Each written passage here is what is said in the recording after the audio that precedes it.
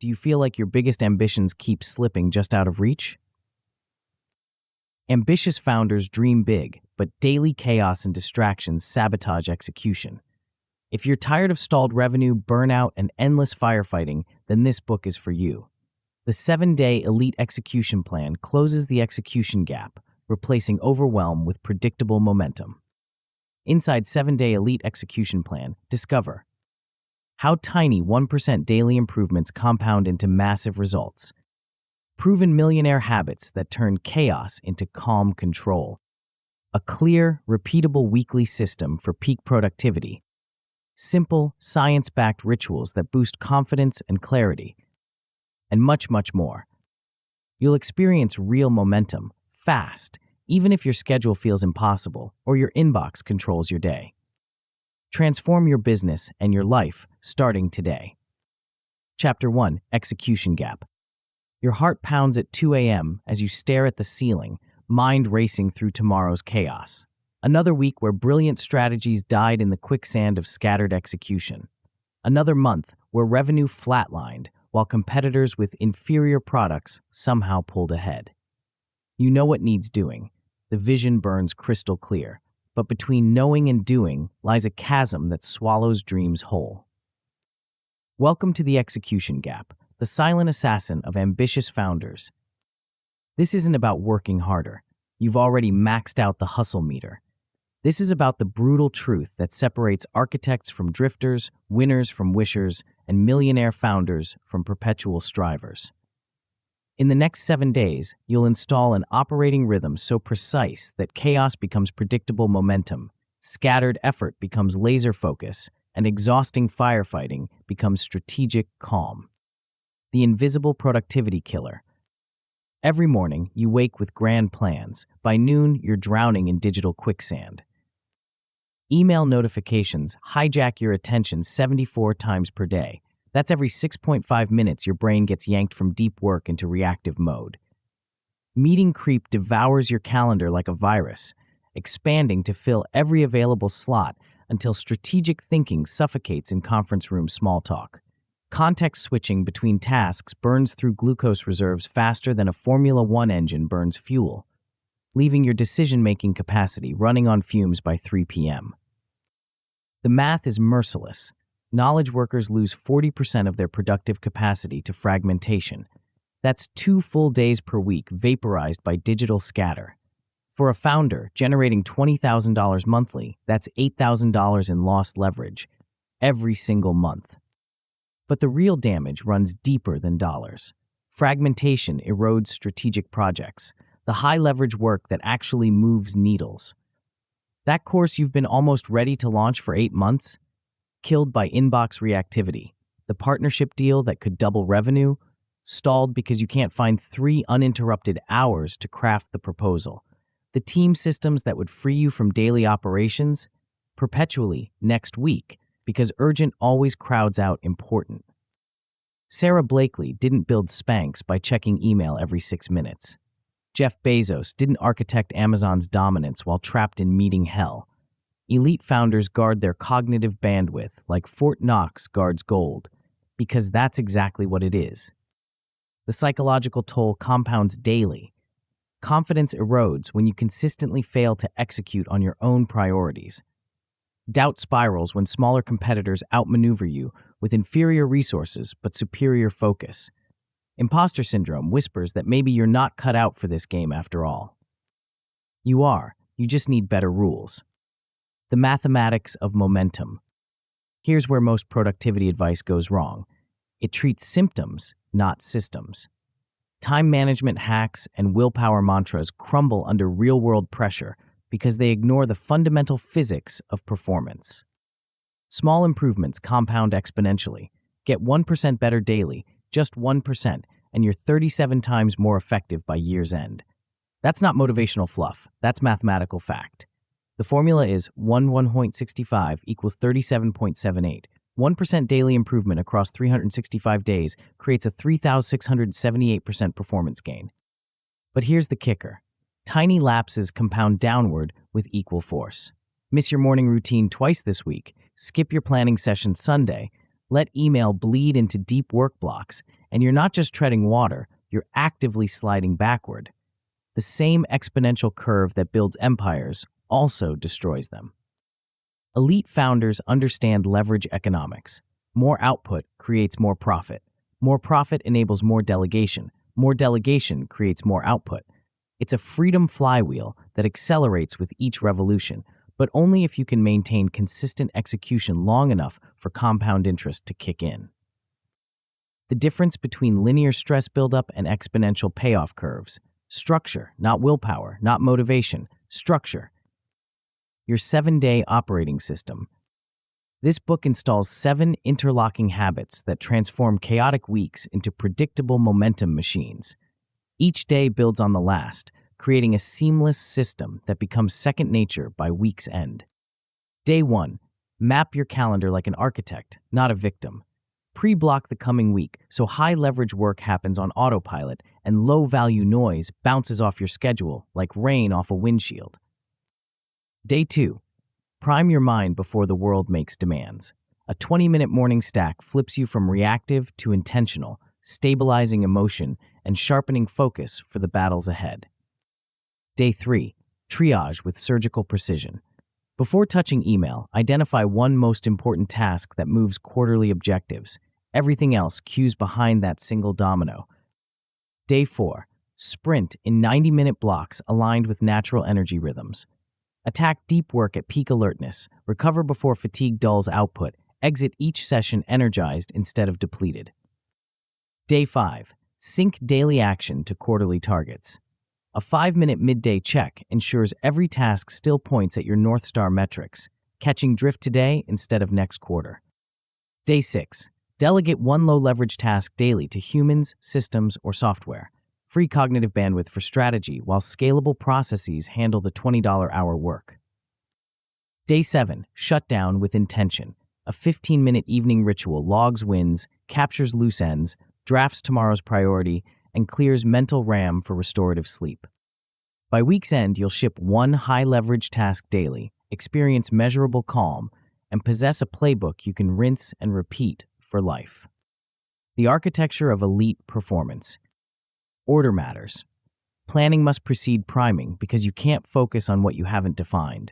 Alignment must precede delegation because offloading the wrong work just scales inefficiency. Closure serves as the keystone habit that makes everything else stick. Think of it as building a house. You don't start with the roof. Foundation first, then framing, then finishing touches. Skip steps and the structure collapses under pressure. Follow the sequence and you build something that stands for decades. This isn't another productivity system. It's behavioral architecture designed around how elite performers actually operate when nobody's watching. 2 types of founders. Walk into any co-working space and you'll spot them immediately, architects and drifters. Drifters live in reactive mode. Their calendars look like abstract art, scattered meetings, no protected blocks, constant availability. They mistake motion for progress, confusing busy with productive. Email notifications ping every few minutes. Slack badges multiply like bacteria. They're always just catching up, but never quite caught up. Architects own their time like CEOs own equity. Their calendars tell a story of intentional choices. Deep work blocks in the morning when cognitive capacity peaks, meetings clustered after lunch when energy naturally dips, margin built in for the unexpected. They treat attention like the finite resource it is. Drifters are task junkies, addicted to the dopamine hit of checking items off endless lists. Architects are scorekeepers, obsessed with metrics that actually move the business forward. Drifters experience chronic overwhelm because they never say no. Architects radiate calm confidence because they've said no to everything except what matters most. The gap between these 2 types isn't talent, luck, or resources. It's systems. Proof in the headlines. Jeff Bezos prints his calendar every week and audits it like a financial statement. Where did the time go? Which meetings created value? What patterns emerge?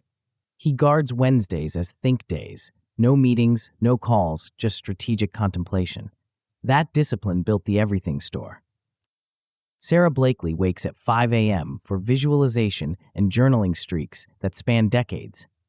She doesn't negotiate with the routine. The routine is non-negotiable because it's the foundation everything else builds on. That consistency built a billion-dollar empire from a $5,000 savings account. Elon Musk dedicates Mondays at SpaceX to single priority focus. No scattered attention, no context switching, no quick questions that derail momentum. One day, one mission, maximum leverage. That focus is landing rockets and colonizing Mars. These aren't superhuman mutants. They're ordinary people who've installed extraordinary systems. The choice before you. You stand at a crossroads. Down one path lies more of the same. Scattered execution, stalled revenue, mounting frustration as smaller competitors outmaneuver you with inferior products but superior focus. Dreams deferred, potential unrealized, another year wondering what might have been. Down the other path lies systematic transformation. 7 days to install the operating rhythm that separates elite performers from eternal strivers. 7 habits that compound into unstoppable momentum. 7 tools that turn chaos into predictable progress. The execution gap isn't permanent. It's a problem with a solution. But solutions require implementation, and implementation requires commitment to a process that might feel uncomfortable at first. Elite founders don't wait for perfect conditions. They create them. The question isn't whether you can afford to spend 7 days installing these systems. The question is whether you can afford not to. Every day you delay is another day your competitors gain ground while you spin wheels in reactive quicksand. Your calendar is your destiny. Write it before someone else does. But first, you need to understand why most time-blocking attempts fail spectacularly, and how MAP transforms scattered schedules into strategic weapons that actually stick.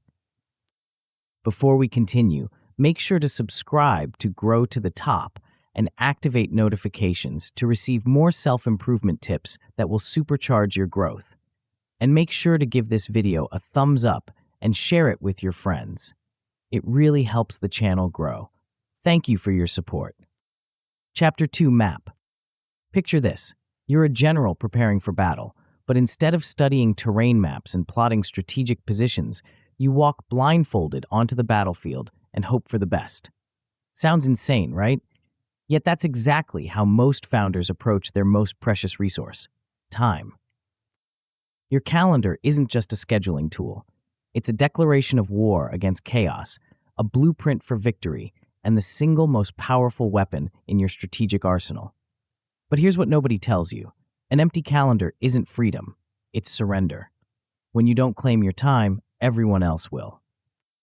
Today, you become the architect of your own destiny. Today, you learn to map. The vacuum that devours dreams. Chaos doesn't knock politely and ask permission to enter your week. It kicks down the door and makes itself at home the moment it spots an opening. And nothing says, "Welcome, chaos," quite like a blank calendar grid staring back at you Monday morning. Think your empty schedule represents flexibility? Think again. It represents vulnerability. Every unclaimed hour is an invitation for someone else's emergency to become your priority. Every unprotected block is a target for the urgent but unimportant to colonize your cognitive bandwidth. The research is brutal. Knowledge workers lose 40% of their productive capacity to fragmentation. That's not just time lost. That's dreams deferred, strategies abandoned, and competitive advantages handed to rivals who understand what you're about to learn. When your calendar lacks structure, your brain operates in constant reactive mode. Each interruption doesn't just steal the moment it occupies, it triggers a cognitive switching cost that can take up to 23 minutes to recover from. Multiply that by the average 74 daily interruptions, and you're looking at a mental battlefield where focus goes to die. But the damage extends beyond personal productivity. Teams lose respect for undefined boundaries. If your calendar doesn't communicate when you're unavailable, your team assumes you're always available. That quick question at 2 p.m. destroys the deep work session you needed to finalize the product launch. The urgent client call at 4 p.m. derails the strategic planning that could have prevented next month's crisis. Your calendar is your first line of defense. Without it, you're not running a business. You're being run by one. The architecture of intentional time. Real calendar mapping isn't about cramming more tasks into available slots. It's about declaring sovereignty over your cognitive territory and designing a week that serves your objectives instead of everyone else's emergencies. The secret lies in theme days, dedicating specific days to specific types of work. Monday becomes growth day, focused entirely on revenue-generating activities. Tuesday transforms into systems day, where you build the processes that will scale your operation. Wednesday emerges as strategy day, protected time for thinking 3 moves ahead while competitors scramble to keep up. This isn't arbitrary organization, it's cognitive optimization. Your brain performs best when it can maintain context without constant switching. When Monday means growth and only growth, your mind arrives preloaded with the right frameworks, contacts, and creative connections. No mental warm-up required. No cognitive switching costs. Just pure, focused execution. Color coding amplifies this effect. Green blocks signal deep work, the untouchable zones where breakthrough thinking happens. Yellow indicates collaborative time, meetings, calls, and team interactions clustered when your energy naturally dips. Red marks administrative work, the necessary but low-leverage tasks batched into designated slots so they don't contaminate high-value hours. The visual impact is immediate and powerful. One glance at your calendar tells the story of your week. Are you spending Tuesday morning on strategic planning or trapped in back-to-back meetings? Is Friday afternoon reserved for reflection and preparation, or did it get hijacked by urgent busy work? Your calendar becomes a mirror reflecting your true priorities, not your stated ones. But here's where most people stumble. They create these beautiful, color-coded calendars and then treat them like suggestions instead of commitments. The magic happens when you make your blocks visible to others. Share your calendar. Let your team see when you're unavailable. Post your deep work hours on your office door. Create do not disturb walls that actually mean something.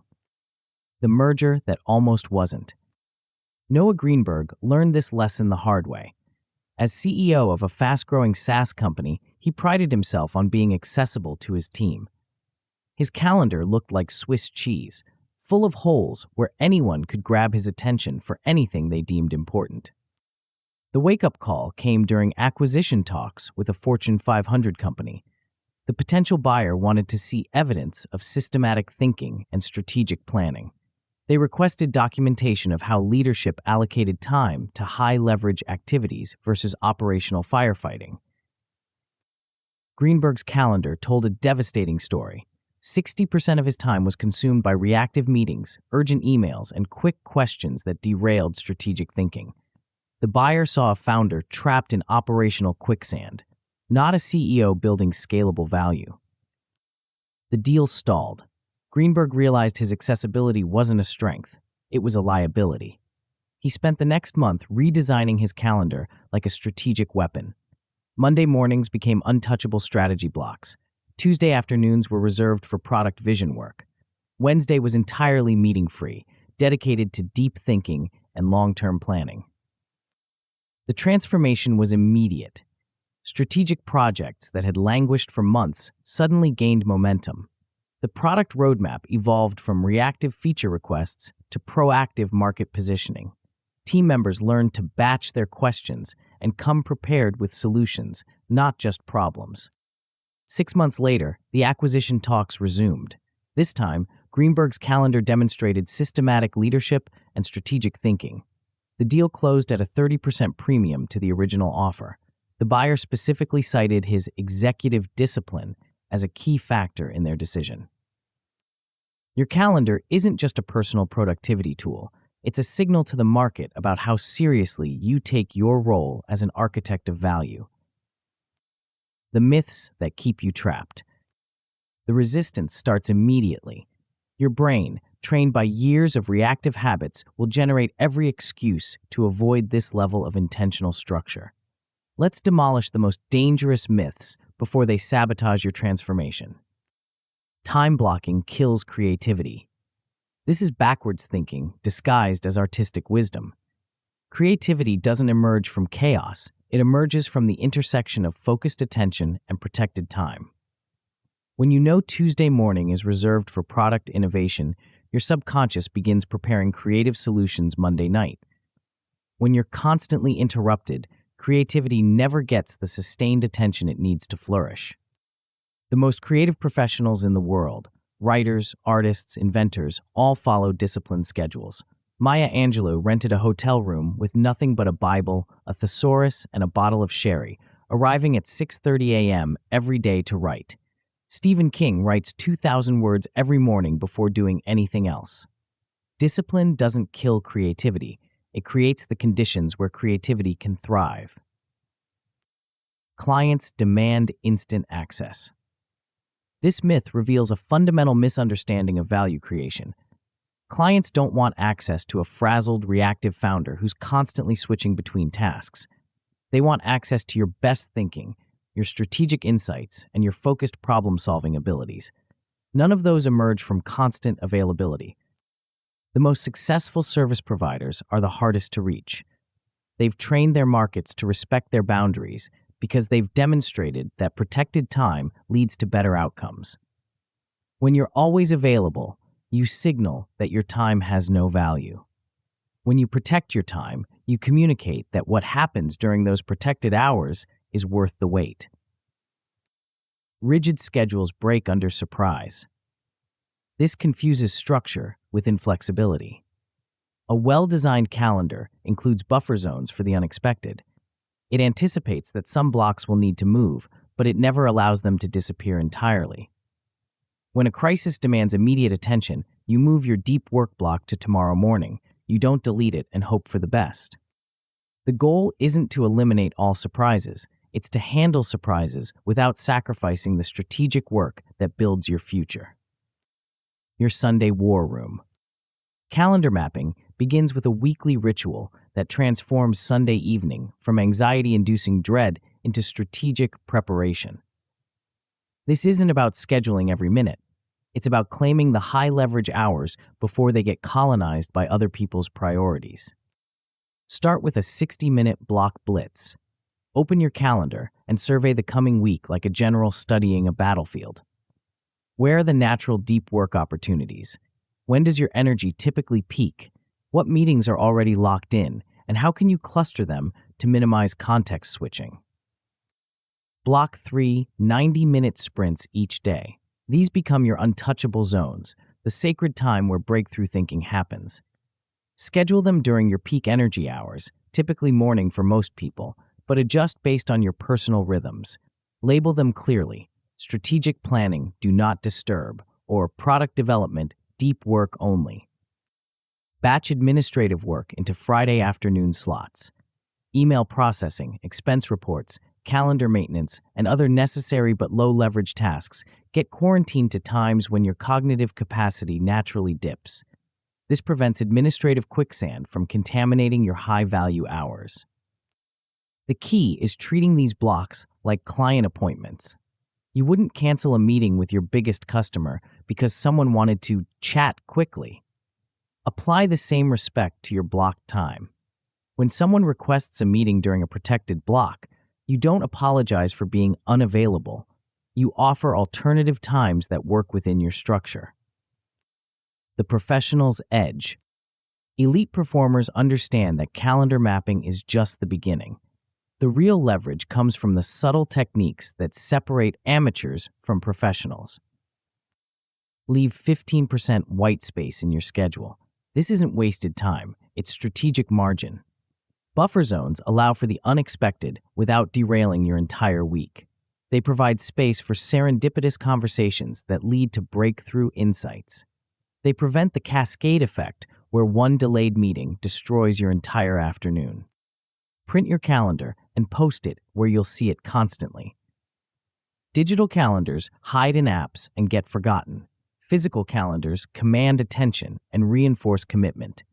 When your weekly map stares at you from your office wall, you're less likely to let urgent distractions colonize protected time. Review and adjust your blocks nightly. This isn't about perfection, it's about continuous calibration. Did today's deep work block get interrupted? Move tomorrow's block to a more protected time. Did the afternoon meeting run long? Adjust tomorrow's schedule to accommodate the overflow. Small daily adjustments prevent major weekly derailments. The goal isn't to create the perfect schedule.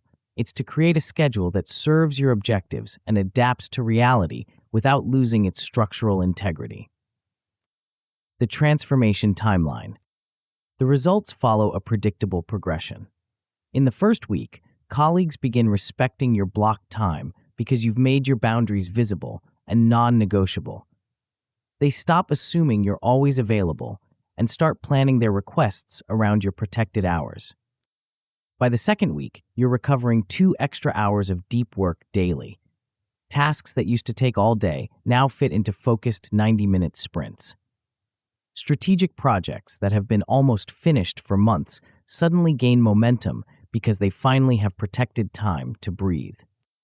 By the fourth week, you're shipping strategic projects in half the time because you've eliminated the cognitive switching costs that used to fragment your attention. Your team notices the difference. Your clients notice the difference. You notice the difference. But here's what nobody warns you about. Success creates new challenges.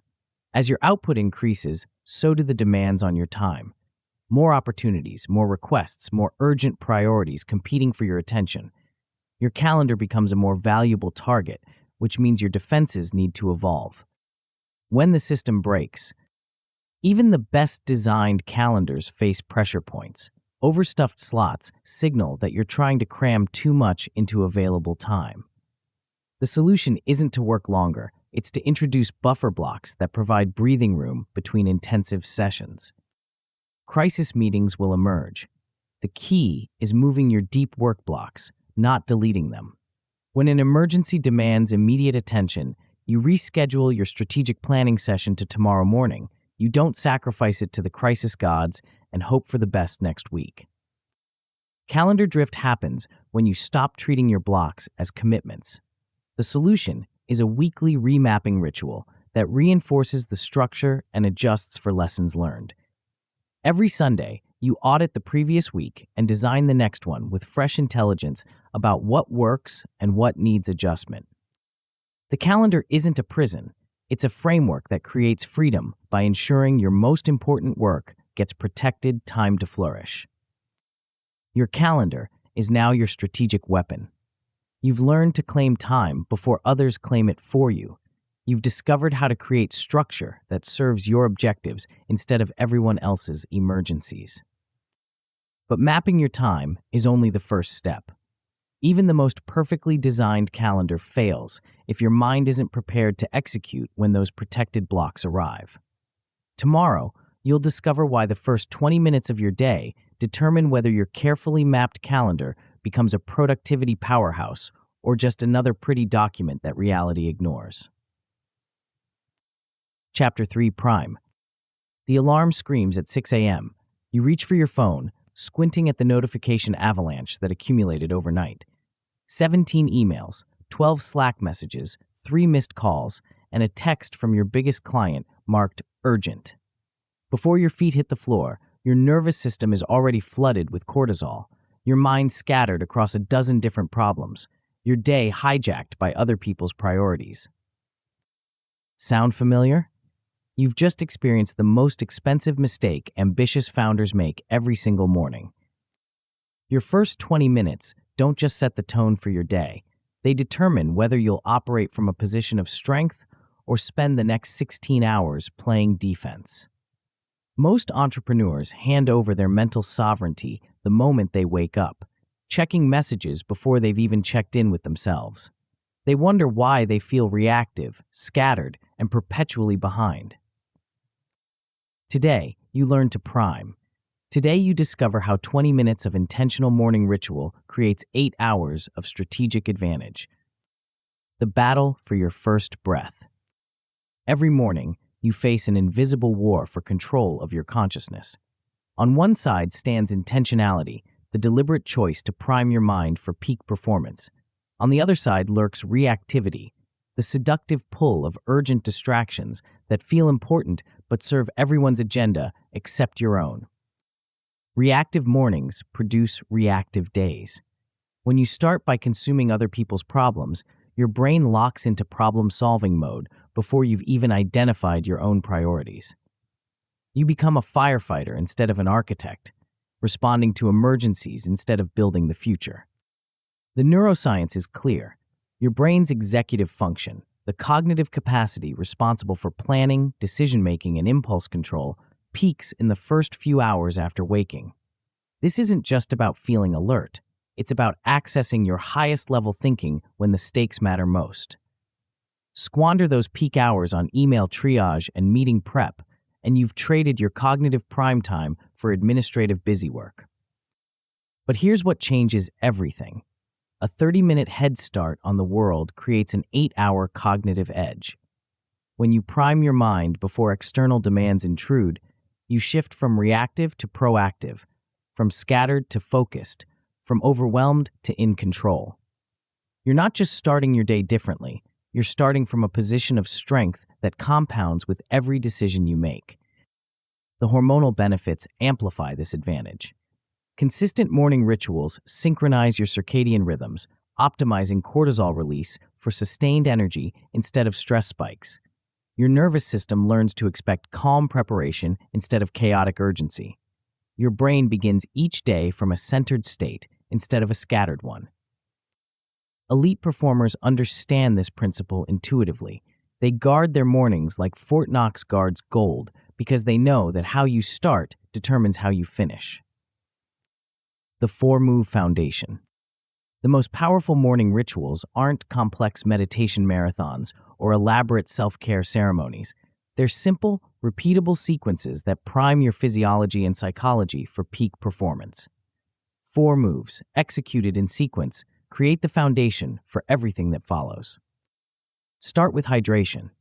Your brain is 75% water, and even mild dehydration impairs cognitive function by up to 12%. After 6 to 8 hours without fluid intake, your mental machinery needs fuel to operate at full capacity. This isn't about complicated hydration protocols or expensive supplements. It's about giving your brain the basic resource it needs to think clearly. Move immediately into 2 minutes of box breathing. Inhale for 4 counts, hold for 4, exhale for 4, hold for 4, repeat. This isn't mystical meditation, it's nervous system calibration. Box breathing activates your parasympathetic nervous system, shifting your brain from fight or flight mode into rest and digest mode. The result is immediate: lower heart rate, reduced cortisol, improved focus. The 3rd move involves rapid-fire journaling, but not the kind you might expect. This isn't about processing emotions or exploring deep thoughts. It's about dumping the mental loops that consume cognitive bandwidth. Write down everything swirling in your mind: unfinished tasks, random thoughts, concerns about the day ahead. The goal is cognitive decluttering, not literary achievement. The 4th move transforms everything that follows. Visualization of your most important task's success. Close your eyes and see yourself completing today's highest leverage activity. Picture the specific actions, the successful outcome, the feeling of accomplishment. This isn't positive thinking fluff. It's mental rehearsal that programs your reticular activating system to notice opportunities and resources that support your primary objective. These 4 moves create a neurochemical cocktail optimized for peak performance: hydrated brain tissue, calm nervous system, clear cognitive bandwidth, and focused intention. The entire sequence takes less than 20 minutes, but creates advantages that compound throughout the day. The media mogul's secret weapon. Oprah Winfrey built a media empire worth billions, but her most valuable asset isn't her production company or her network, it's her morning ritual. For over 2 decades, she started each day by writing 10 lines of gratitude in a journal. Not affirmations, not goals, not to-do lists. Gratitude. The practice began during the darkest period of her career, when her talk show was struggling and critics questioned whether she had what it took to succeed in television. Instead of starting each day by consuming industry news and competitor analysis, she chose to prime her mind with appreciation for what was already working. The neurological impact was profound. Gratitude practice literally rewires the brain, strengthening neural pathways associated with positive emotion and weakening those connected to stress and anxiety. When you begin each day by acknowledging what's going well, your reticular activating system, the brain's pattern recognition filter, becomes attuned to opportunities and resources instead of problems and threats. Winfrey's ritual created a competitive advantage that compounded over decades. While competitors started their days by analyzing what was wrong with the market, she primed her mind to see what was possible.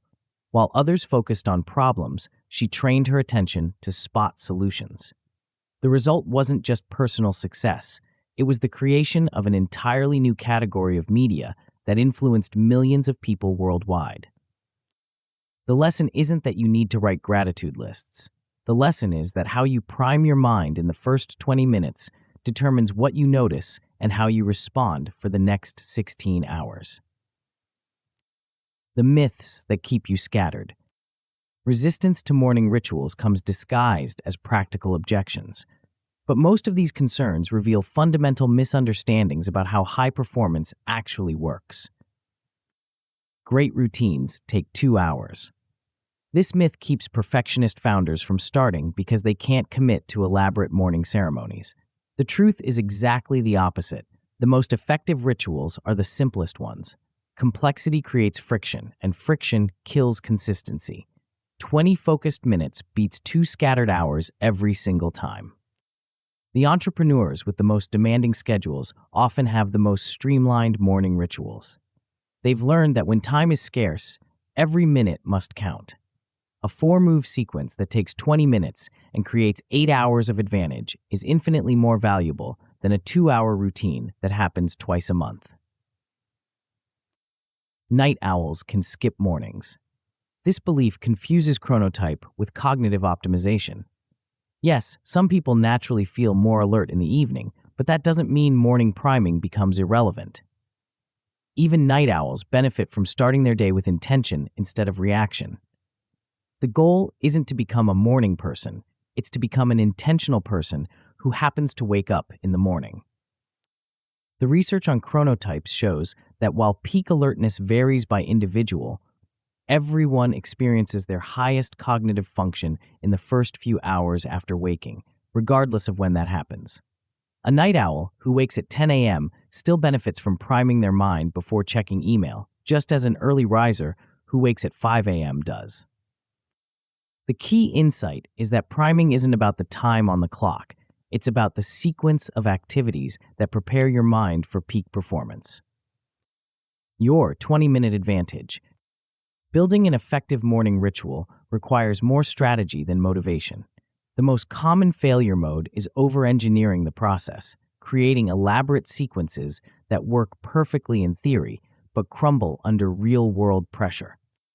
Start with preparation the night before. Set out a glass of water and your journal on your nightstand. This eliminates decision fatigue and friction when your willpower is lowest. The goal is to make the right choice, the easy choice, especially in those vulnerable first minutes after waking. Keep the entire ritual under 20 minutes and use a timer to enforce the boundary. This isn't about rushing through the sequence.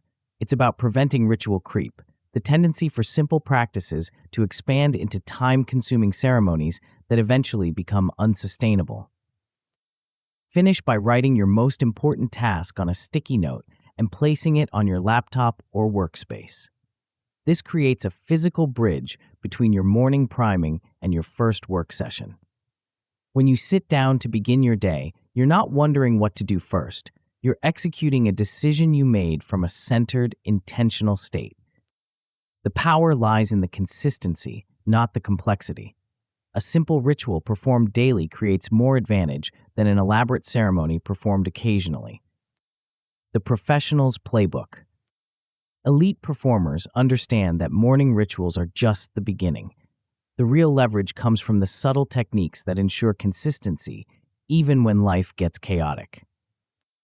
Anchor your ritual to a non-negotiable cue that happens every morning, regardless of your schedule. The smell of coffee brewing, the sound of your alarm, the feeling of your feet hitting the floor. Choose something that occurs naturally and use it as the trigger for your ritual sequence. This leverages the brain's pattern recognition system to automate the start of your routine. Consider habit stacking your ritual with other morning activities. If you already take a walk or spend time outdoors, incorporate your breathing and visualization into that existing routine. The goal is to weave priming into your natural morning flow instead of creating an entirely separate ceremony that competes for time and attention. Gamify your consistency by tracking streaks on a wall calendar. Mark each successful morning with a simple X. The visual representation of your commitment creates accountability and momentum. Breaking a streak becomes psychologically costly, which increases your likelihood of maintaining the practice even when motivation wanes. The key is treating your morning ritual like a non-negotiable appointment with your future self. You wouldn't skip a meeting with your biggest client because you didn't feel like it. Apply the same respect to the practice that creates your cognitive edge. The transformation timeline. The benefits of morning priming follow a predictable progression that builds momentum over time. In the first week, you'll notice calmer inbox reviews. Instead of feeling overwhelmed by the overnight accumulation of messages, you'll approach them from a centered state that allows for clearer prioritization and faster decision-making. By the second week, decision fatigue markers drop by approximately 30%. You'll find yourself making choices more quickly and with greater confidence because your cognitive resources haven't been depleted by reactive morning chaos. The mental energy you used to spend on low-level decisions becomes available for high-level strategy. By the fourth week, something remarkable happens. You begin slipping into flow states within your first work sprint. Your mind arrives at your desk already primed for deep work, instead of needing an hour to transition from scattered to focused. This acceleration of your peak performance window effectively extends your productive day. The compound effect is extraordinary. What starts as 20 minutes of morning ritual evolves into 8 hours of enhanced cognitive function, which creates better decisions, which generate better outcomes, which build confidence and momentum for the next day's ritual. When the wheels come off. Even the most well-designed morning rituals face predictable pressure points. The snooze button becomes enemy number one, seducing you into just 5 more minutes that turns into 30 minutes of rushed chaos. The solution is simple, but not easy. Put your alarm across the room so you have to get up to turn it off. The physical movement breaks the sleep inertia and makes returning to bed psychologically more difficult. Over-complex rituals collapse under their own weight. When your simple 4-move sequence expands into a 12-step ceremony, you've created a system that works perfectly when you have unlimited time and fails catastrophically when life gets busy. The solution is ruthless simplification. Trim back to the core 4 moves that create the most impact with the least friction. Travel disruptions destroy consistency unless you plan for them. Create a mini stack kit that travels with you, a small water bottle, a pocket notebook, and a timer app on your phone. The goal isn't to replicate your full home ritual, it's to maintain the habit of intentional morning priming regardless of your location. The key insight is that flexibility preserves consistency. A ritual that adapts to changing circumstances survives longer than one that demands perfect conditions. Your morning ritual is now installed. You've learned to prime your mind before the world makes demands. You've discovered how 20 minutes of intention creates 8 hours of advantage. You've built the foundation for everything that follows. But priming your mind is only valuable if you direct that focused energy toward the right target. Even the most centered, intentional founder can waste their peak cognitive hours on low-leverage activities that feel important but don't move the needle. Tomorrow, you'll discover the brutal art of choosing what matters most when everything feels urgent. Chapter 4, Triage. You've mapped your calendar. You've primed your mind. You sit down at your desk, centered and intentional, ready to execute your perfectly planned day. Then you open your laptop and reality punches you in the face. 47 items on your to-do list. 12 urgent emails that arrived overnight. 3 team members waiting for decisions.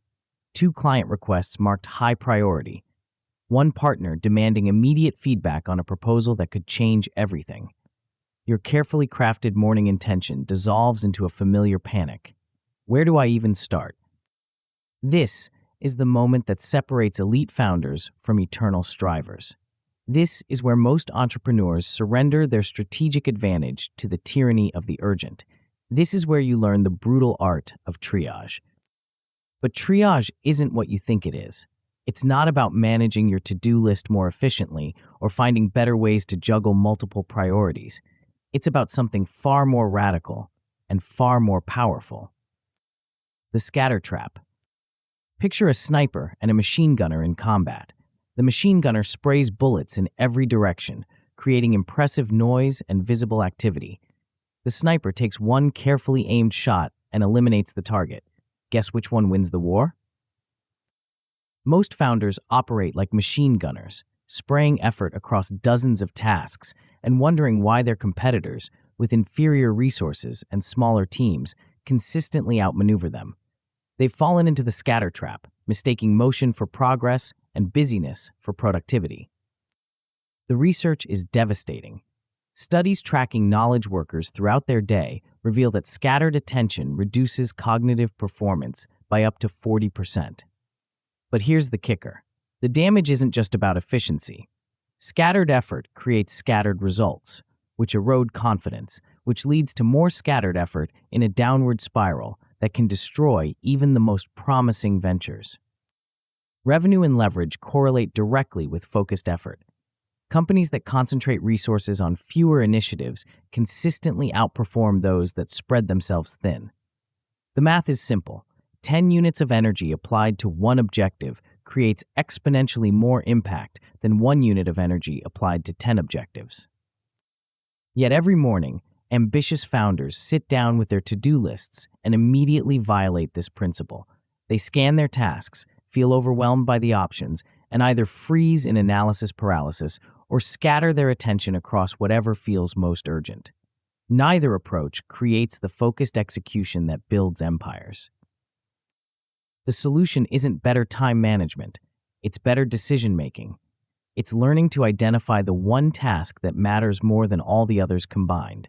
It's mastering the art of strategic sacrifice. The anatomy of unstoppable focus. Not all tasks are created equal. Some move needles, others just move time. The difference between elite performers and everyone else lies in their ability to distinguish between the two, and their willingness to bet everything on the tasks that matter. A true most important task possesses 3 non-negotiable characteristics. First, it generates high leverage. Completing it creates disproportionate impact relative to the effort invested. Second, it produces high impact. The results directly advance your quarterly objectives and long-term vision. Third, it carries time sensitivity. Delaying it creates real costs, not just imaginary urgency. But here's where most people stumble. They confuse urgent with important, mistaking deadline pressure for strategic value. The client email marked urgent feels important because someone else's anxiety is contagious. The team meeting scheduled for this afternoon seems crucial because it's on the calendar. The administrative task that's been lingering for weeks appears necessary because it's been nagging at your consciousness. None of these pass the leverage test. They're maintenance activities disguised as progress, busy work masquerading as business building. They consume time and energy without creating the assets, systems, or relationships that compound your competitive advantage. A real MIT links directly to your objectives and key results. It's not just something that needs doing, it's something that moves you measurably closer to your quarterly targets. When you complete it, your dashboard numbers change. When you skip it, your progress stalls. The connection must be explicit, not implied. Update the website isn't an MIT unless you can draw a straight line from that update to increased conversion rates, improved user experience, or enhanced brand positioning that drives specific business outcomes. Research new marketing channels isn't strategic unless it directly supports your customer acquisition objectives for this quarter. The most powerful MITs create assets that work for you long after the initial effort. writing the sales page that converts prospects into customers, building the system that automates client onboarding, negotiating the partnership that opens new distribution channels. These tasks don't just fill time, they create value that compounds. The Oracle of Omaha's elimination strategy. Warren Buffett's pilot once asked him for career advice. Buffett told him to write down his top 25 career goals, then circle the 5 most important ones. The pilot assumed the remaining 20 would become his secondary focus. Buffett corrected him. Everything you didn't circle just became your avoid at all costs list. No matter what, these things get no attention from you until you've succeeded with your top 5. This isn't just career advice. It's the fundamental principle that built Berkshire Hathaway into a $600 billion empire. While other investors scattered their attention across hundreds of opportunities, Buffett concentrated his focus on a handful of exceptional businesses.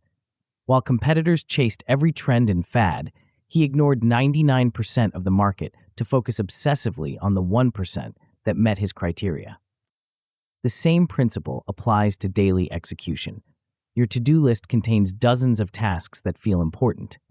Your MIT is the one task that, if completed successfully, makes everything else either easier or irrelevant. It's not the most urgent item, it's the most leveraged one. The psychological challenge is enormous. Choosing one priority means explicitly rejecting dozens of others. It means accepting that some emails will go unanswered, some meetings will be declined, some opportunities will be missed. It means trading the comfortable illusion of being busy for the uncomfortable reality of being selective. But here's what changes everything. When you consistently choose the highest leverage task first, the compound effect is extraordinary. Small daily bets on the most important work create massive long-term advantages. While competitors exhaust themselves on low-leverage activities, you build systems and assets that create exponential returns. The myths that keep you scattered. The resistance to single-task focus comes disguised as practical wisdom, but these beliefs reveal fundamental misunderstandings about how high performance actually works. Multitasking saves time. This myth has been thoroughly debunked by neuroscience research, yet it persists because it feels intuitively correct. The brain cannot actually multitask. It can only switch rapidly between tasks, and each switch carries a cognitive switching cost that can take up to 23 minutes to recover from. When you attempt to work on multiple priorities simultaneously, you're not saving time. You're fragmenting attention and degrading performance on all tasks.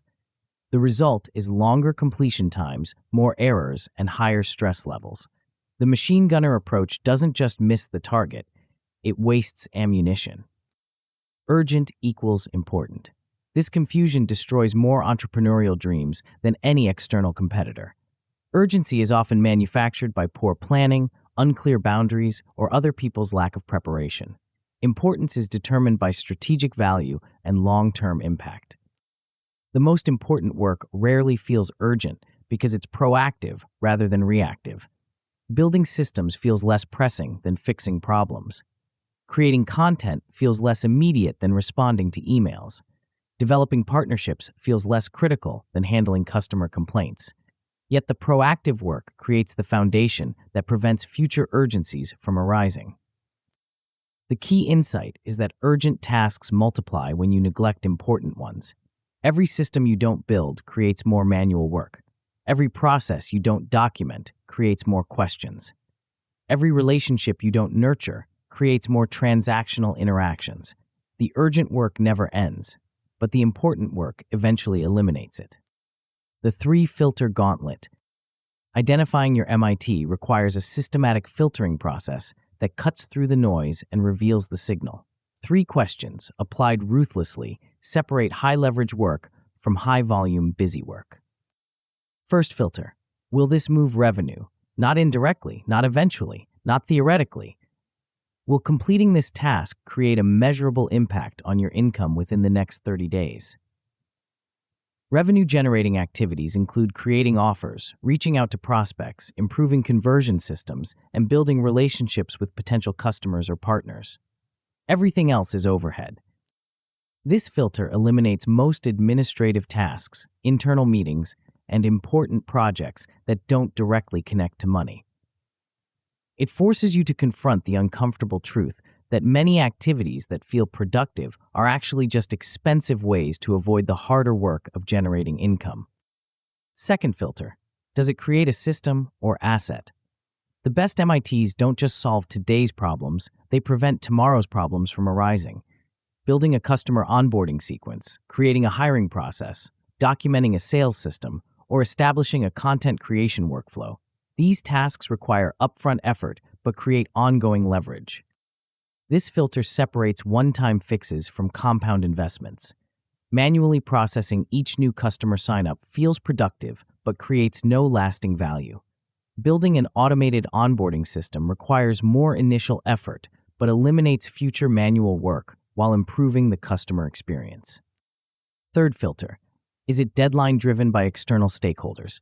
Real deadlines imposed by customers, partners, or market conditions create legitimate urgency. Artificial deadlines imposed by perfectionism, procrastination, or poor planning create fake urgency that destroys focus. This filter helps distinguish between genuine time sensitivity and manufactured pressure. The client presentation due tomorrow is legitimately urgent. The website redesign that's been almost ready for 3 months is not. The partnership proposal with a specific response deadline matters. The internal project with a self-imposed timeline can wait. Tasks that pass all 3 filters become MIT candidates. Tasks that fail any filter get relegated to your secondary list or eliminated entirely. The professional's execution protocol. Identifying your MIT is only half the battle. The other half is creating systems that ensure you actually complete it before anything else can interfere. Write your MIT on an analog sticky note and place it on top of your laptop screen. This creates a physical reminder that you can't ignore when you sit down to work. Digital reminders hide in apps and get forgotten. Physical reminders command attention and reinforce commitment. Time block your MIT into your first sprint immediately after your morning priming ritual. This leverages your peak cognitive capacity for your highest leverage work. When you tackle your MIT first, you're operating with maximum mental energy and minimum decision fatigue. When you save it for later, you're hoping that depleted willpower will somehow accomplish what fresh energy could have finished easily. Announce your MIT to an accountability partner or team member. Social pressure amplifies commitment and creates external motivation when internal motivation wanes. When someone else knows what you've committed to accomplish, failing to follow through carries social costs that make completion more likely. The key is treating your MIT like a non-negotiable appointment with your future success. You wouldn't skip a meeting with your biggest client because other tasks felt more urgent. Apply the same respect to the work that actually builds your business. The transformation timeline. The benefits of MIT-focused execution follow a predictable progression that builds momentum over time. In the first week, you'll finish one meaningful task daily instead of partially completing dozens of less important ones. This creates a sense of progress and accomplishment that fuels motivation for the next day's work. By the second week, your weekly key performance indicators begin trending upward because you're consistently working on activities that move the needle instead of activities that just move time.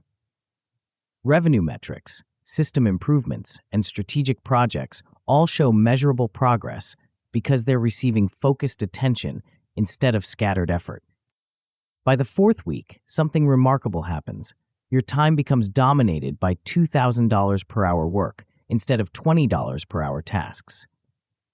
You've trained yourself to identify and execute the highest leverage activities first, which creates compound advantages that accelerate your progress toward major objectives. The psychological impact is equally powerful. Consistent MIT completion builds confidence in your ability to identify what matters most and execute it successfully.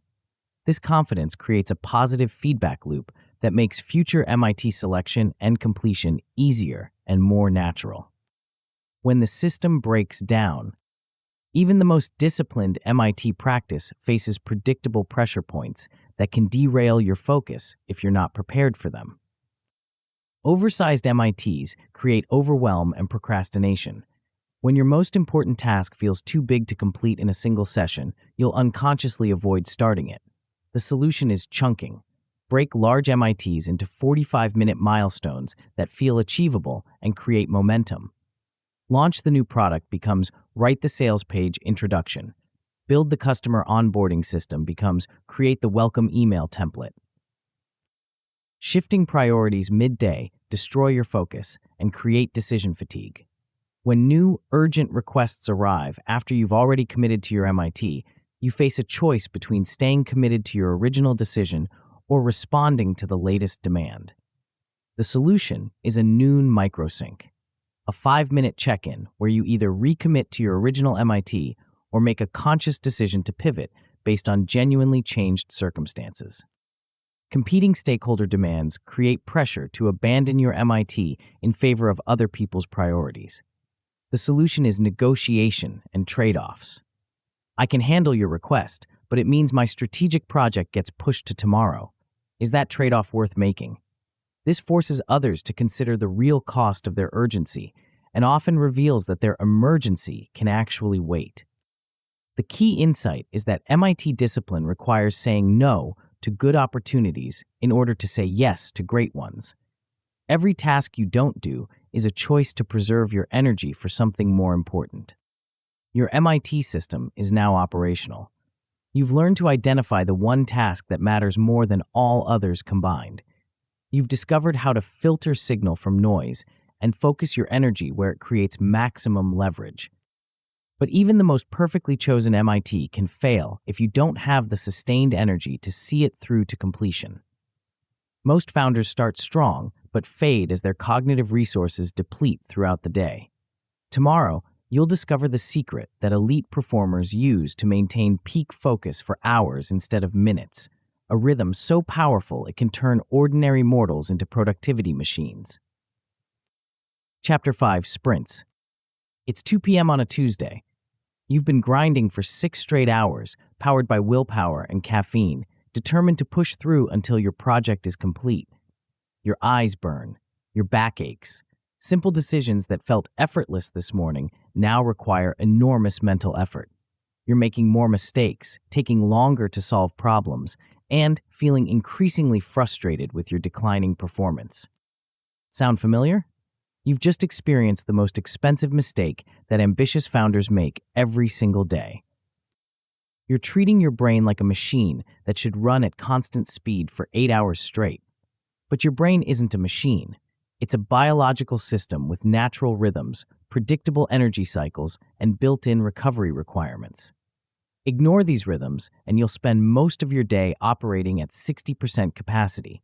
Align with them, and you'll access peak performance on demand. Today, you discover the secret that separates elite performers from exhausted strivers. Today, you learn to sprint. The hidden cost of grinding. Every founder believes in the mythology of the grind. Work harder, push longer, sacrifice more. The entrepreneur who stays at the office until midnight must be more committed than the one who leaves at 5 p.m. The founder who skips breaks must be more dedicated than the one who takes walks. The business owner who powers through fatigue must be tougher than the one who respects their energy limits. This mythology is destroying your competitive advantage. Your brain operates on a biological timer that most entrepreneurs don't even know exists. Every 90 minutes, your cognitive capacity peaks, plateaus, then crashes. Your decision-making IQ literally drops when you push past this natural cycle. Error rates jump by 28% when knowledge workers ignore their ultradian rhythms and attempt to maintain focus beyond their biological limits. But here's the part that will shock you. The hormonal cascade that creates this cycle isn't a bug in your system. It's a feature. Dopamine and acetylcholine surge during the first part of each cycle, creating the neurochemical conditions for peak focus and creative insight. Then they naturally decline, signaling your brain to shift into diffuse thinking mode where subconscious problem-solving occurs. When you fight this rhythm by grinding through fatigue, you're not just working inefficiently, You're actively preventing your brain from accessing its most powerful problem-solving capabilities. The breakthrough insights, creative solutions, and strategic connections that could transform your business are happening during the recovery periods you're skipping. Professional athletes understand this principle intuitively. They don't train at maximum intensity for 8 hours straight. They periodize their effort, alternating between high-intensity work and strategic recovery. A sprinter doesn't run at race pace for an entire practice session. A weightlifter doesn't attempt maximum lifts for hours on end. They understand that peak performance requires peak recovery. Your brain follows the same rules. Elite cognitive performance requires elite cognitive recovery. The founders who seem to accomplish impossible amounts of work aren't grinding longer, they're sprinting smarter. The architecture of unstoppable focus. A true sprint isn't just focused work. It's a carefully designed cognitive container that maximizes your brain's natural capacity for deep thinking.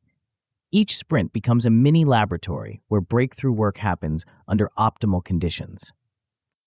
The anatomy is deceptively simple but devastatingly effective. Single objective, full screen mode, external timer running, no multitasking, no context switching, no quick checks of email or social media. Your entire cognitive apparatus focuses on one target for exactly 90 minutes, then releases completely for strategic recovery. The timer isn't just a tracking device. It's a commitment mechanism that eliminates decision fatigue.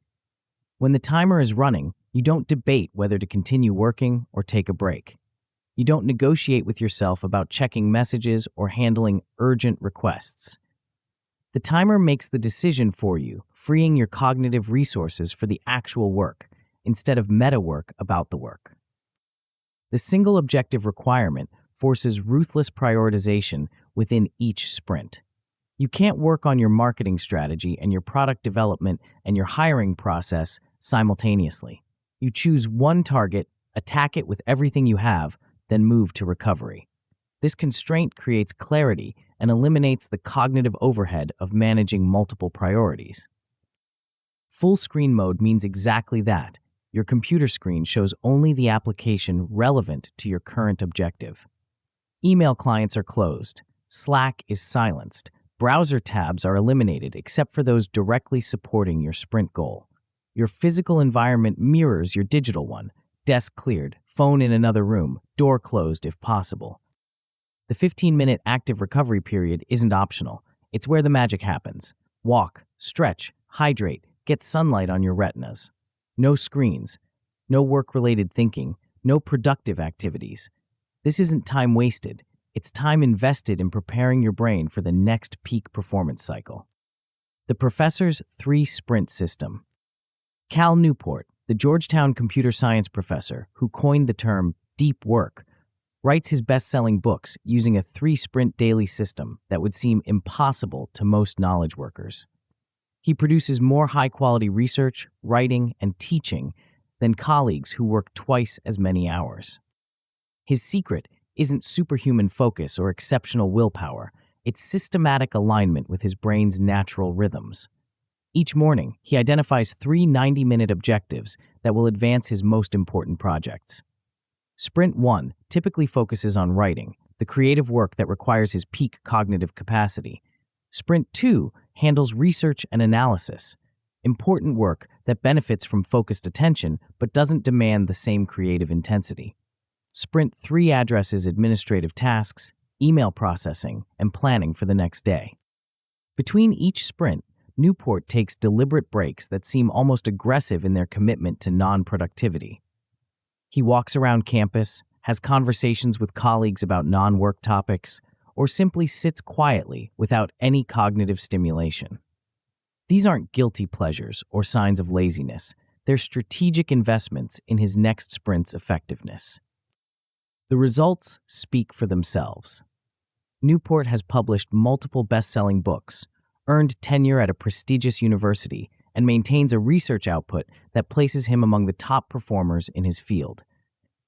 He accomplishes this while working fewer total hours than most of his peers because he's optimized for peak performance rather than total time. The lesson isn't that you need to become an academic. It's that systematic respect for your brain's natural rhythms creates compound advantages that accumulate over time. While competitors exhaust themselves with marathon grinding sessions, sprint-based workers maintain peak cognitive capacity throughout their entire workday. The myths that keep you exhausted. The resistance to sprint-based work comes disguised as practical wisdom, but these beliefs reveal fundamental misunderstandings about how cognitive performance actually operates. Longer hours equal more output. This industrial age thinking treats knowledge work like factory production, assuming that doubling input time doubles output results. But cognitive work doesn't follow linear rules. A fatigued brain working for 8 hours often produces less valuable output than a fresh brain working for 4 hours. The research is unambiguous. Knowledge workers experience diminishing returns after approximately 4 hours of focused work per day. Beyond that threshold, additional hours create the illusion of productivity while actually reducing both quality and quantity of meaningful output. You're not working more, you're working worse for longer periods. Breaks break momentum. This myth confuses motion with momentum, mistaking continuous activity for continuous progress. Real momentum in knowledge work comes from sustained high-quality thinking, not from sustained busyness. Taking strategic breaks doesn't interrupt your momentum, it preserves and amplifies it. The neuroscience reveals why breaks actually enhance performance. During focused work, your brain operates in focused mode, where conscious attention drives problem solving. During breaks, it shifts to diffuse mode, where subconscious processing continues working on the problems you've been consciously addressing. Many breakthrough insights occur during these diffuse mode periods, not during focused work sessions. The most productive people aren't those who never stop working. They're those who know exactly when to stop working so they can start again at peak capacity. Your 3-sprint architecture.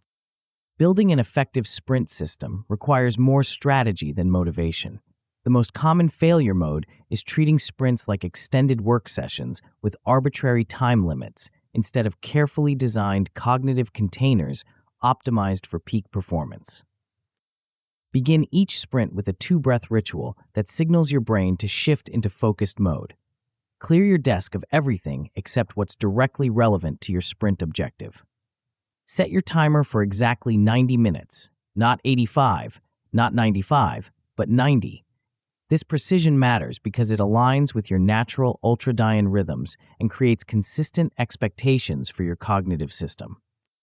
Schedule your second sprint for mid-afternoon, typically after a brief walk or other physical activity.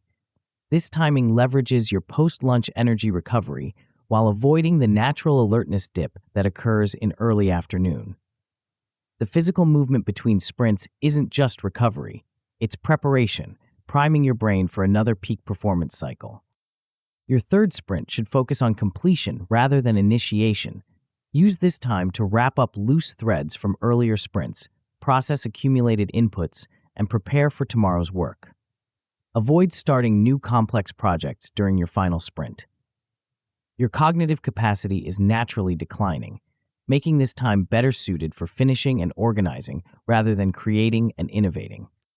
The key insight is that sprint timing matters as much as sprint content. Working with your natural energy rhythms multiplies your effectiveness. Working against them guarantees exhaustion and suboptimal results. The professional's performance stack. Elite sprint practitioners understand that the real leverage comes from the subtle techniques that optimize each cycle for maximum cognitive output. Brown noise or instrumental music can mask environmental distractions without creating cognitive interference. Unlike lyrical music or podcasts, brown noise provides consistent auditory masking that helps maintain focus without demanding attention from your language processing centers. Track your sprint completion on a visible scoreboard, a whiteboard, wall calendar, or simple tally system. This gamification element provides immediate feedback and creates motivation to maintain consistency. Seeing your daily sprint count builds momentum and makes skipping sessions psychologically more difficult. Design your recovery periods as deliberately as your work periods. Light physical movement, natural light exposure, and hydration create optimal conditions for cognitive restoration. Avoid screens, work-related conversations, or productive activities during recovery time. The goal is genuine cognitive rest, not alternative productivity. The most important element is consistency over intensity. 3 moderate sprints performed daily create more cumulative value than occasional marathon sessions followed by exhausted recovery days. Your brain adapts to predictable patterns and begins preparing for peak performance at expected times. The transformation timeline. The benefits of sprint-based work follow a predictable progression that builds momentum over time. In the first week, you'll notice your ability to maintain focus for the full 90-minute duration without the mental fatigue that typically accompanies extended work sessions.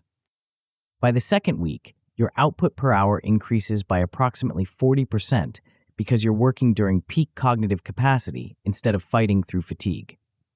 Tasks that previously required entire afternoons now fit comfortably into single sprint sessions with higher quality results. By the fourth week, something remarkable happens.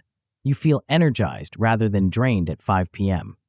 Instead of ending your workday exhausted and mentally depleted, you finish with cognitive resources remaining for personal projects, family time, or evening learning.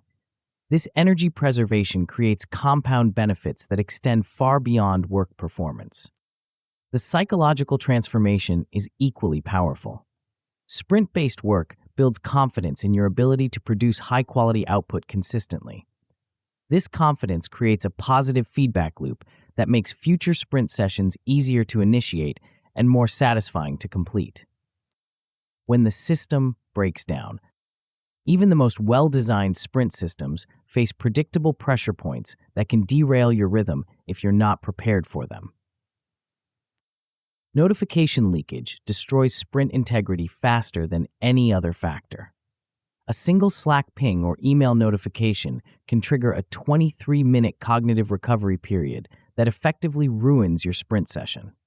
The solution is aggressive notification management. Silence everything, use VIP filters for truly urgent contacts, and train your team to respect your sprint boundaries. Skipping breaks, just this once, creates a cascade effect that degrades your entire day's performance.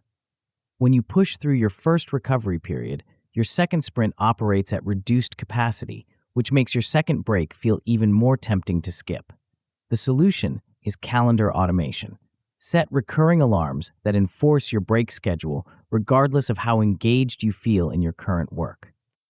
Task overflow occurs when your sprint objective proves larger than anticipated.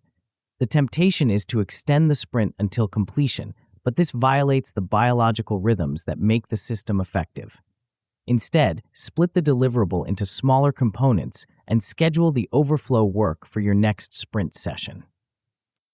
The key insight is that sprint discipline requires saying no to the immediate gratification of just finishing this one thing in favor of the compound benefits of maintaining your cognitive rhythm. Your sprint system is now operational. You've learned to work with your brain's natural rhythms instead of against them.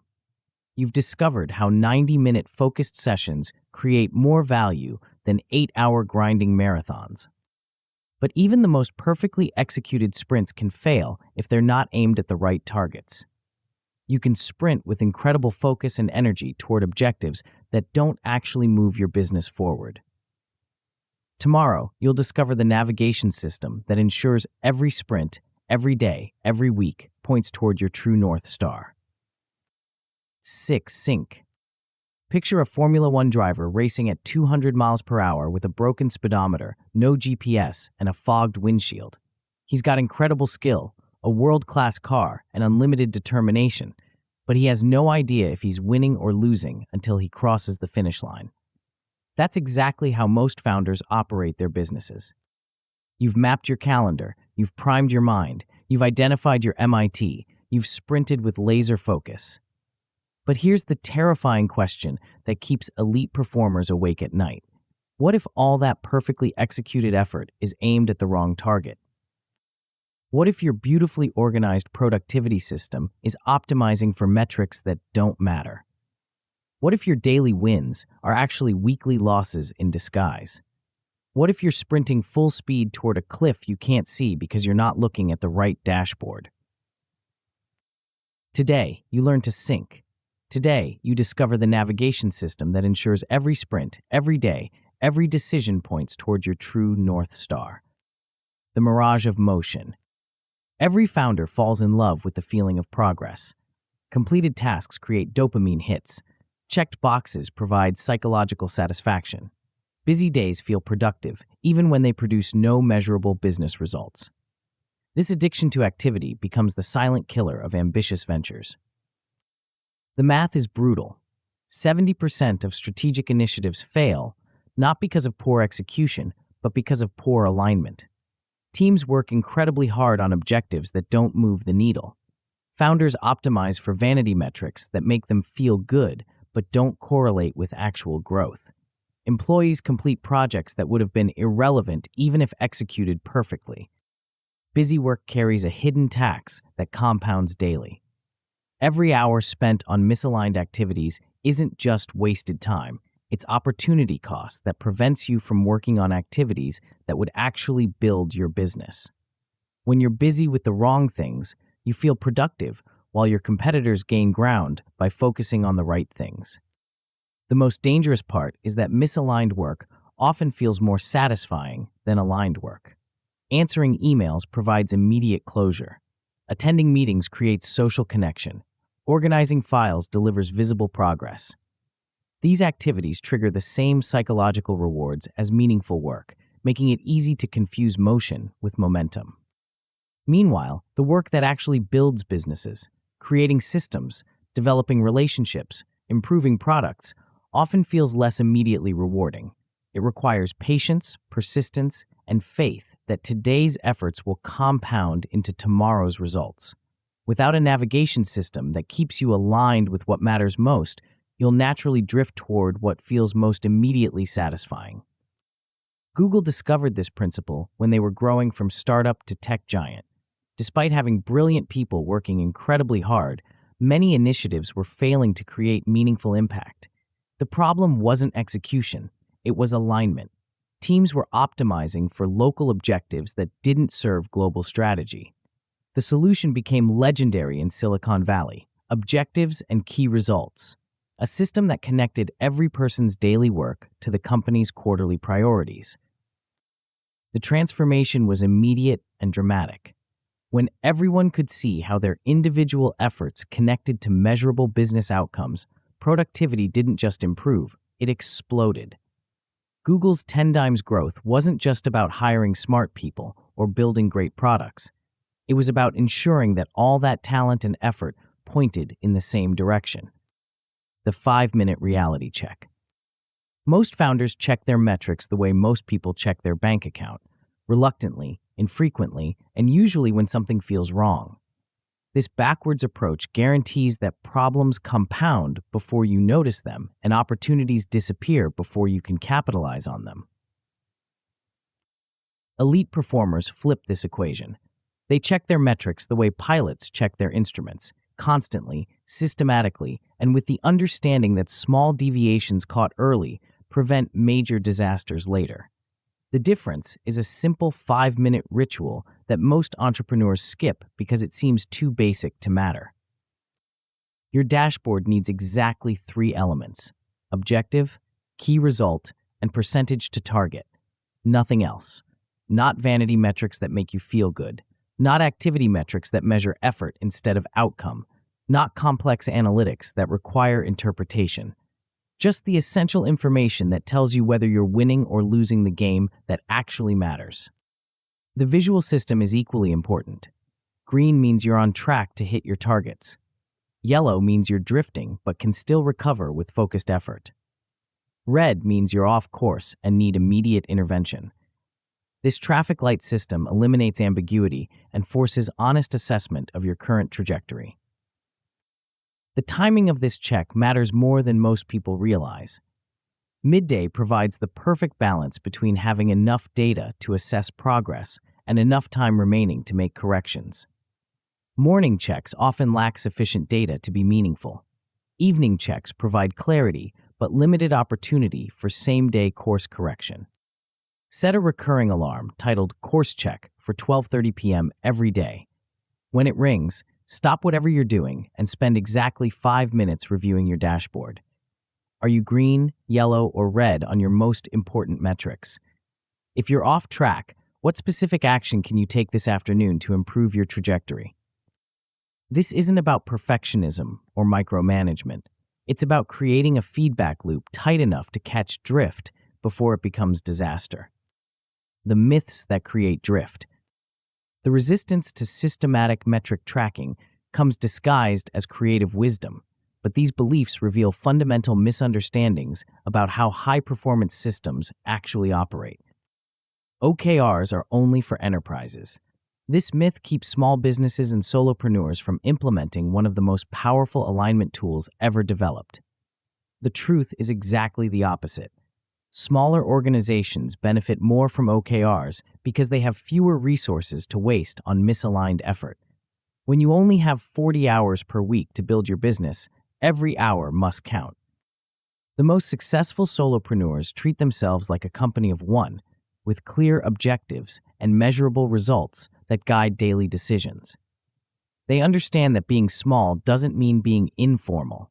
It means being more disciplined because there's no margin for error. Numbers kill creativity. This belief confuses measurement with micromanagement, assuming that tracking results somehow constrains creative thinking. The opposite is true. Clear metrics liberate creativity by defining success criteria up front. When you know exactly what you're trying to achieve, you can experiment with different approaches to get there. The most creative companies in the world, from Pixar to Apple to Netflix, are obsessively metrics-driven. They measure everything, test constantly, and use data to guide creative decisions. Numbers don't kill creativity. They focus it on what actually works. The key insight is that creativity without measurement is just expensive experimentation. Creativity with measurement is systematic innovation. The lock-in protocol. The most common failure mode in objective setting is goal surfing, constantly adjusting targets based on short-term results or changing circumstances. This creates the illusion of flexibility while actually destroying the focus that makes objectives powerful. Freeze your OKRs for exactly 90 days. No adjustments, no refinements, no minor tweaks based on new information. This constraint forces you to think carefully about your objectives before committing and prevents the natural tendency to lower the bar when progress feels difficult. The psychological effect is profound. When you know your objectives won't change for 3 months, you stop debating whether they're perfect and start focusing on how to achieve them. When objectives are fluid, your brain wastes cognitive resources on meta work about the work instead of actual work toward the objectives. Daily percentage updates create ownership and momentum. Manually entering your progress, even if it's just updating a number in a spreadsheet, forces you to confront reality and take responsibility for results. Automated tracking feels convenient, but lacks the psychological engagement that drives behavior change. Weekly trend reviews during your Friday sprint provide the perfect cadence for pattern recognition without creating obsessive micromanagement. Look for trends, not daily fluctuations. Are you consistently moving toward your targets, or are you stuck in a pattern that won't get you there by quarter end? The key is treating your OKRs like a contract with your future self. You've committed to specific outcomes by specific dates. Your job isn't to debate the wisdom of those commitments. It's to honor them through consistent daily action. The professional's advantage. Elite performers understand that the real leverage in metric tracking comes from the subtle techniques that turn numbers into behavior change. Display your dashboard on a visible screen, your office TV, a large monitor, or even a printed chart on your wall. Ambient accountability creates constant awareness without requiring conscious effort. When your metrics are always visible, you make better decisions throughout the day because you can't ignore the consequences. Pair your outcome metrics with leading indicator habits that you control completely. If your objective is to increase revenue by 30%, your leading indicator might be contact 5 prospects daily. You can't control whether prospects buy, but you can control whether you make the calls. This pairing creates agency and prevents the helplessness that comes from tracking only outcomes you can't directly influence. Celebrate micro wins with immediate recognition. When you hit a daily target or see positive trend movement, take 60 seconds to acknowledge the progress. Send a message to your team, update your social media, or simply take a moment to appreciate the momentum. These micro celebrations reinforce the behaviors that create results. The most important element is consistency over perfection. Daily 5-minute check-ins create more value than weekly hour-long analysis sessions. Your brain adapts to predictable feedback rhythms and begins making better decisions automatically. The transformation timeline. The benefits of systematic metric syncing follow a predictable progression that builds momentum over time. In the first week, you'll catch drift within 24 hours instead of discovering problems weeks later during monthly reviews. This early detection prevents small issues from becoming major crises. By the second week, your decision-making improves dramatically because you have real-time feedback on what's working and what isn't. Instead of operating on assumptions and gut feelings, you're making data-driven choices that compound your effectiveness. By the fourth week, something remarkable happens. You achieve an 85% OKR completion rate per quarter compared to the industry average of 30%. This isn't because you're setting easier goals, it's because you're staying aligned with your objectives through consistent daily course corrections. The psychological transformation is equally powerful. Regular metric syncing builds confidence in your ability to achieve ambitious objectives because you can see progress happening in real time. This confidence creates a positive feedback loop that makes future goal setting more aggressive and more successful. When the system breaks down, even the most well-designed metric systems face predictable pressure points that can derail your alignment if you're not prepared for them. Vanity metrics fog your vision by providing impressive numbers that don't correlate with business results. Social media followers, website visitors, and email subscribers feel important but don't necessarily translate to revenue or growth. The solution is swapping vanity metrics for leading indicators that directly predict the outcomes you actually want. Over-editing goals mid-cycle destroys the focus that makes objectives powerful. When you constantly adjust your targets based on short-term results, you're optimizing for comfort instead of growth. Document your rationale for any proposed changes, then defer them to the next quarter unless there are truly extraordinary circumstances. Dashboard neglect happens when daily check-ins become sporadic or superficial. The solution is automation. Set up email reminders that include a screenshot of your dashboard. This creates accountability and makes it harder to skip your daily sync without conscious decision. The key insight is that metric systems require the same discipline as workout routines. Consistency matters more than intensity, and small daily investments create compound returns over time. Your sync system is now operational. You've learned to navigate by metrics that matter instead of metrics that feel good. You've discovered how 5-minute daily check-ins prevent quarterly disasters. But even the most perfectly aligned objectives can fail if you're still trapped in the founder bottleneck, personally executing every task instead of building systems that scale. Tomorrow, you'll discover the liberation technique that transforms you from the person who does everything to the person who ensures everything gets done. Chapter 7, Delegate. You're drowning in your own success. Revenue is climbing, opportunities are multiplying, and your business is growing faster than you ever imagined. But instead of feeling triumphant, you feel trapped. Every decision flows through you.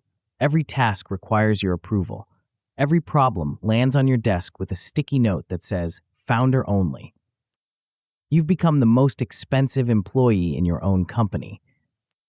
At 11 p.m., you're still answering emails that could have been handled by anyone with basic training. You're personally reviewing expense reports, scheduling social media posts, and troubleshooting customer service issues that have nothing to do with your core genius.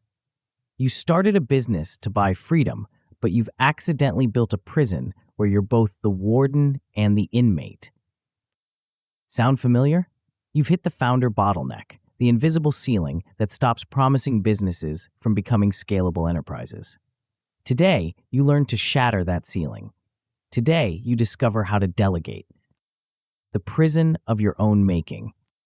Every founder begins with the same noble intention. I'll handle everything myself until we can afford to hire help. This seems logical, even admirable. Who knows the business better than you? Who cares more about quality than you?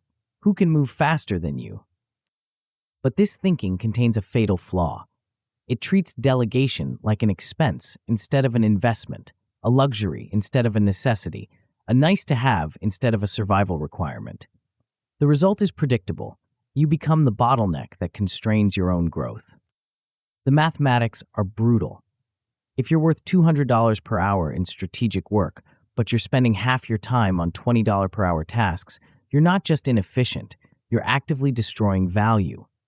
Every hour you spend on low-leverage activities is an hour stolen from the high-leverage work that actually builds your business. Founder fatigue isn't just about being tired. It's about cognitive overload that degrades your decision-making capacity when you need it most. When your brain is cluttered with operational details, you can't access the strategic thinking that separates successful businesses from struggling ones. You become reactive instead of proactive, tactical instead of strategic, busy instead of productive. The opportunity cost compounds daily. While you're personally handling customer service emails, your competitors are developing new products. While you're manually processing invoices, they're building strategic partnerships. While you're trapped in operational quicksand, they're scaling systems that multiply their leverage. Scale stalls when the owner remains the operator. Your business can only grow as fast as you can personally handle tasks, make decisions, and solve problems. This creates an invisible ceiling that most founders don't recognize until they've already hit it. By then, the habits and expectations that keep you trapped are deeply entrenched in your company culture. The most successful entrepreneurs understand a counterintuitive truth. The fastest way to grow your business is to systematically remove yourself from it. Not because you're lazy or want to work less, but because your highest value contribution isn't doing the work. It's ensuring the right work gets done by the right people at the right time. The Daily Liberation Protocol. The secret to breaking free isn't a massive delegation overhaul that overwhelms your systems and terrifies your perfectionist instincts. It's a simple daily practice that compounds over time. Transfer one low-leverage task every single day to people, processes, or software. This approach works because it's sustainable, measurable, and psychologically manageable. One task per day doesn't feel overwhelming, but it creates momentum that builds on itself. After 30 days, you've reclaimed 30 tasks. After 90 days, you've fundamentally transformed your role from operator to orchestrator. The key is systematic identification using the 4Ds filter: delete, defer, delegate, or do. Most tasks that feel urgent can actually be deleted entirely. They're busy work disguised as business work. Some can be deferred to times when your cognitive capacity is naturally lower. Others can be delegated to people or systems. Only the highest leverage tasks deserve your personal attention. The Daily Loom recording becomes your liberation tool. Instead of writing lengthy instructions that nobody reads, record a 5-minute screen capture showing exactly how to complete the task. This show-don't-tell approach eliminates ambiguity, reduces training time, and creates a permanent knowledge asset that can be referenced indefinitely. Start with escalating authority levels that build trust gradually. Begin by delegating specific tasks with detailed instructions. Progress to delegating outcomes with general guidance. Eventually, delegate entire areas of ownership where others make decisions within defined parameters. This progression protects quality while building capability. The magic happens in the compound effect. Each delegated task doesn't just save you time today, it saves you time every day going forward. Like compound interest, delegated hours multiply exponentially. A task that takes you 30 minutes daily becomes 15 hours of freedom per month, 180 hours per year. Multiply that by dozens of delegated tasks, and you've literally bought back your life. The Billionaire's Blueprint. Richard Branson built Virgin into a $24 billion empire by mastering one principle that most entrepreneurs never learn. Delegation isn't about losing control, it's about multiplying impact. From the beginning, Branson understood that his job wasn't to do everything himself, but to ensure everything got done by people who could do it better than he could. The Virgin approach to delegation became legendary in business circles. Branson would identify talented people, give them clear objectives and generous autonomy, then get out of their way. He didn't micromanage or second-guess their decisions. He created systems that ensured accountability without requiring his personal oversight of every detail. The results speak for themselves. While other entrepreneurs stayed trapped in operational details, Branson scaled across industries: airlines, music, telecommunications, space travel. He could enter new markets rapidly because he had systems for delegation that worked regardless of the specific business model. The key insight from Branson's approach is that delegation isn't about finding people to do your work. It's about finding people who can do your work better than you can. When you delegate to someone's strength instead of your weakness, quality improves rather than degrades. The customer service specialist handles support issues better than you do. The marketing expert creates campaigns more effectively than you can. The operations manager optimizes processes more systematically than you would. This mindset shift changes everything.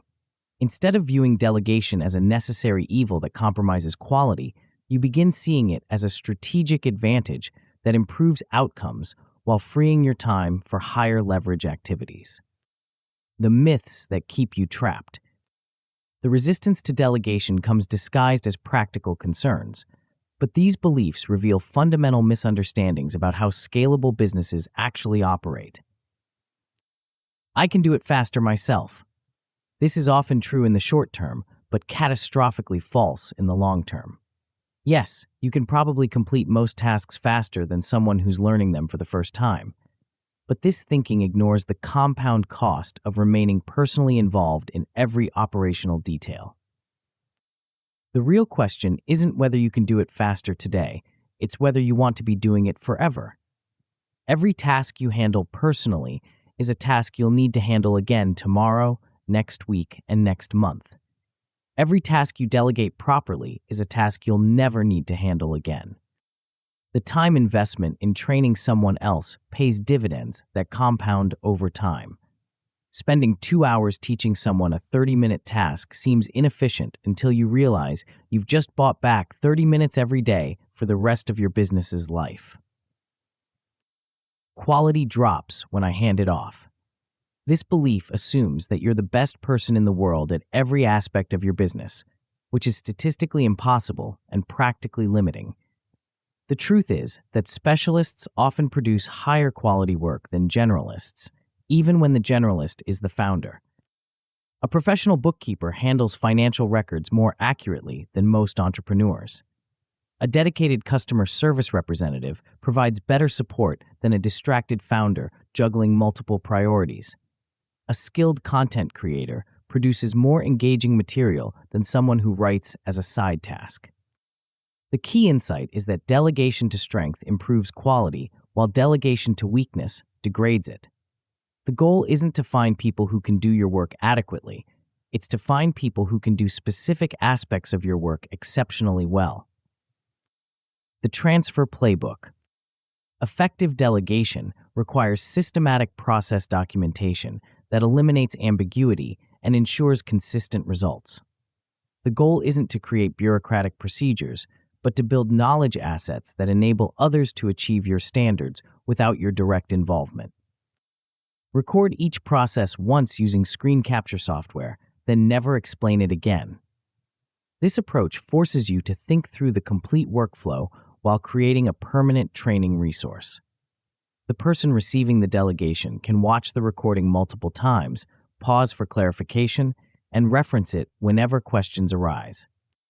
Use checklists with checkboxes rather than bullet points. This subtle difference creates psychological completion triggers that improve follow-through. Checkboxes demand action. Bullet points suggest guidelines. The visual progress of checking boxes provides motivation and ensures nothing gets skipped. Implement tiny quality assurance loops that verify output without requiring your personal review of every detail.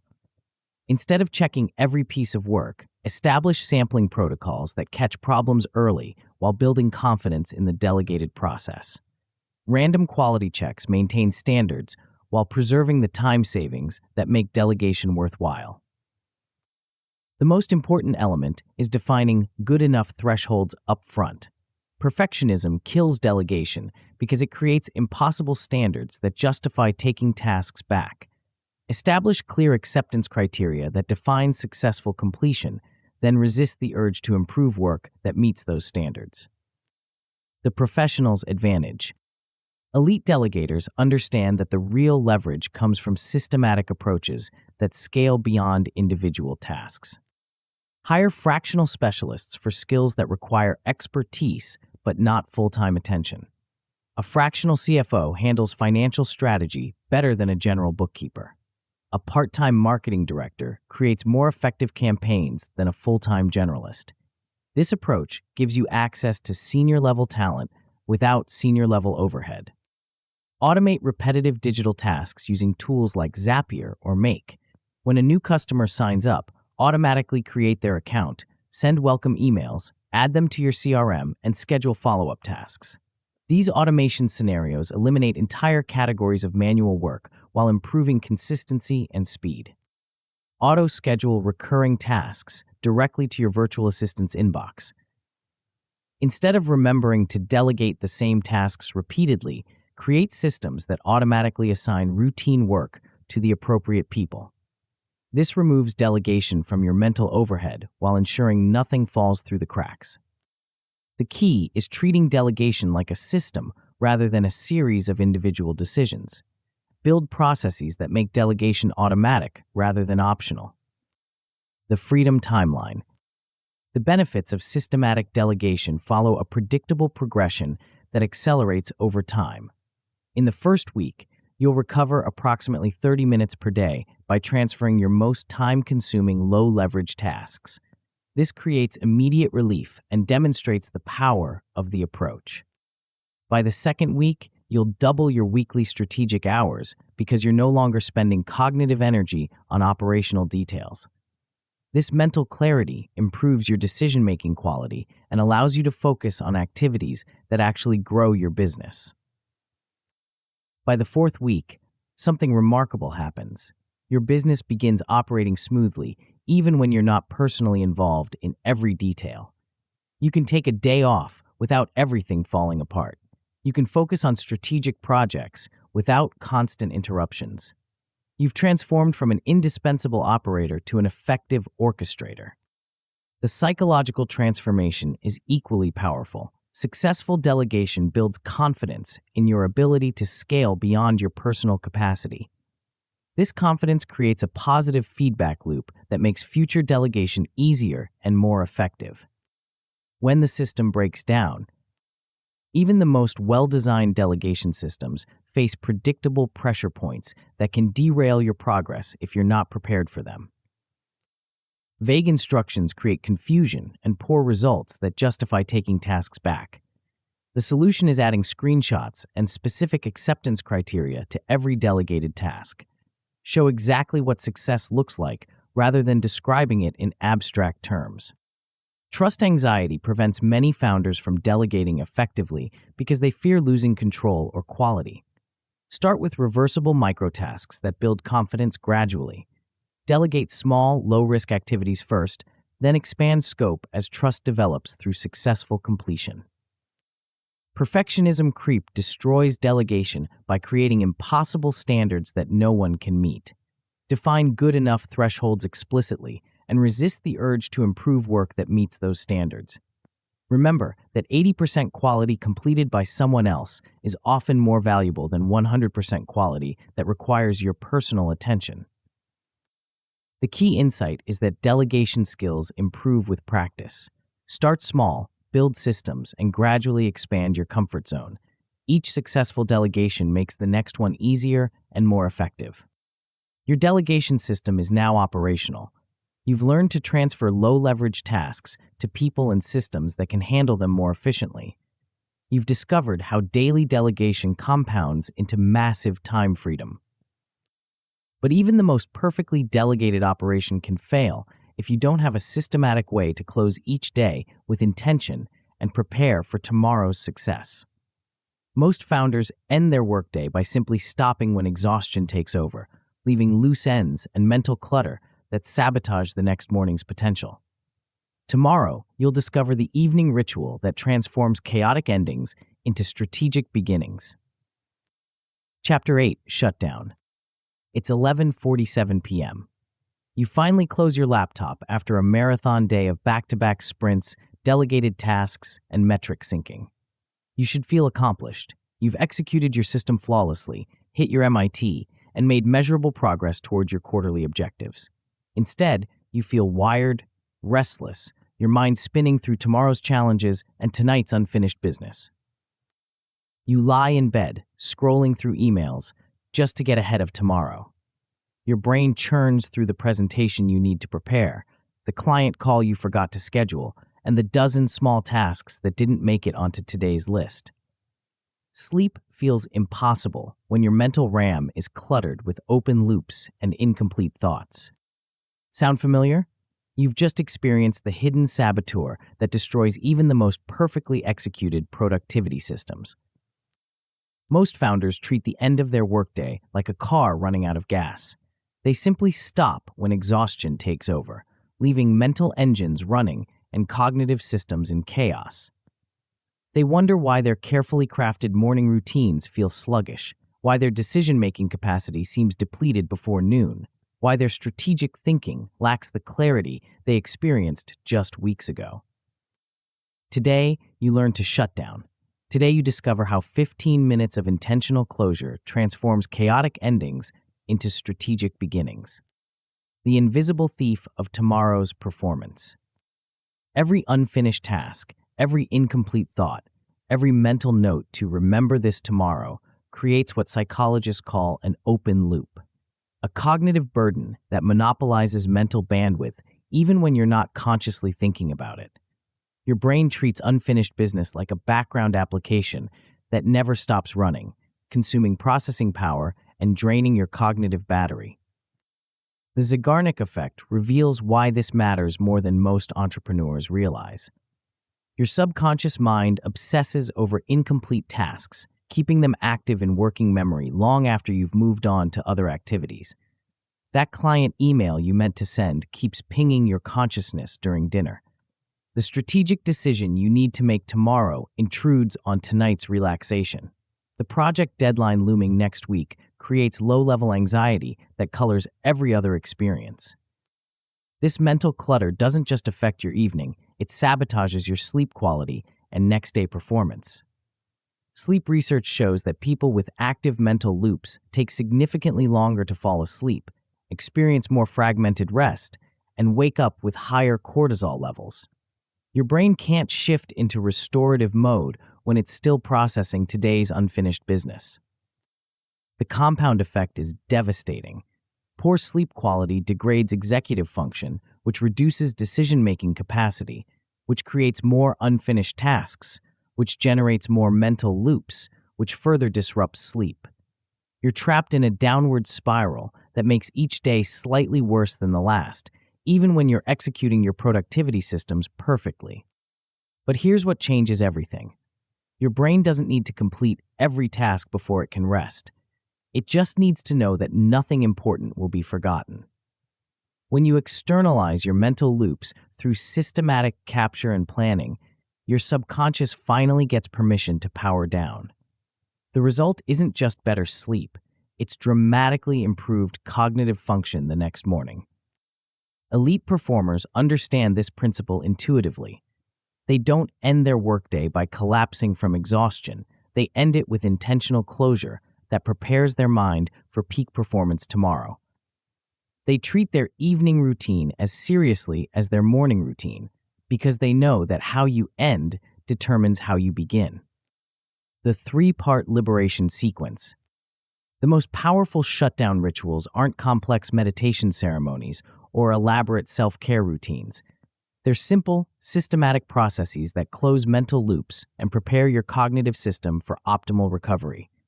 3 moves, executed in sequence, transform scattered endings into strategic preparation. Start with a win log that reinforces momentum and builds confidence. Write down 3 specific accomplishments from today, not just tasks completed, but progress made, problems solved, relationships strengthened. This isn't about ego stroking or positive thinking. It's about training your brain to recognize progress and building the psychological momentum that fuels tomorrow's performance. The neuroscience is clear.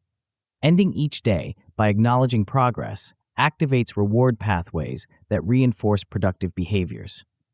When you consistently recognize your wins, your brain becomes more motivated to create similar wins tomorrow. When you skip this step, your mind defaults to focusing on what didn't get done, creating a negative emotional state that carries into the next day.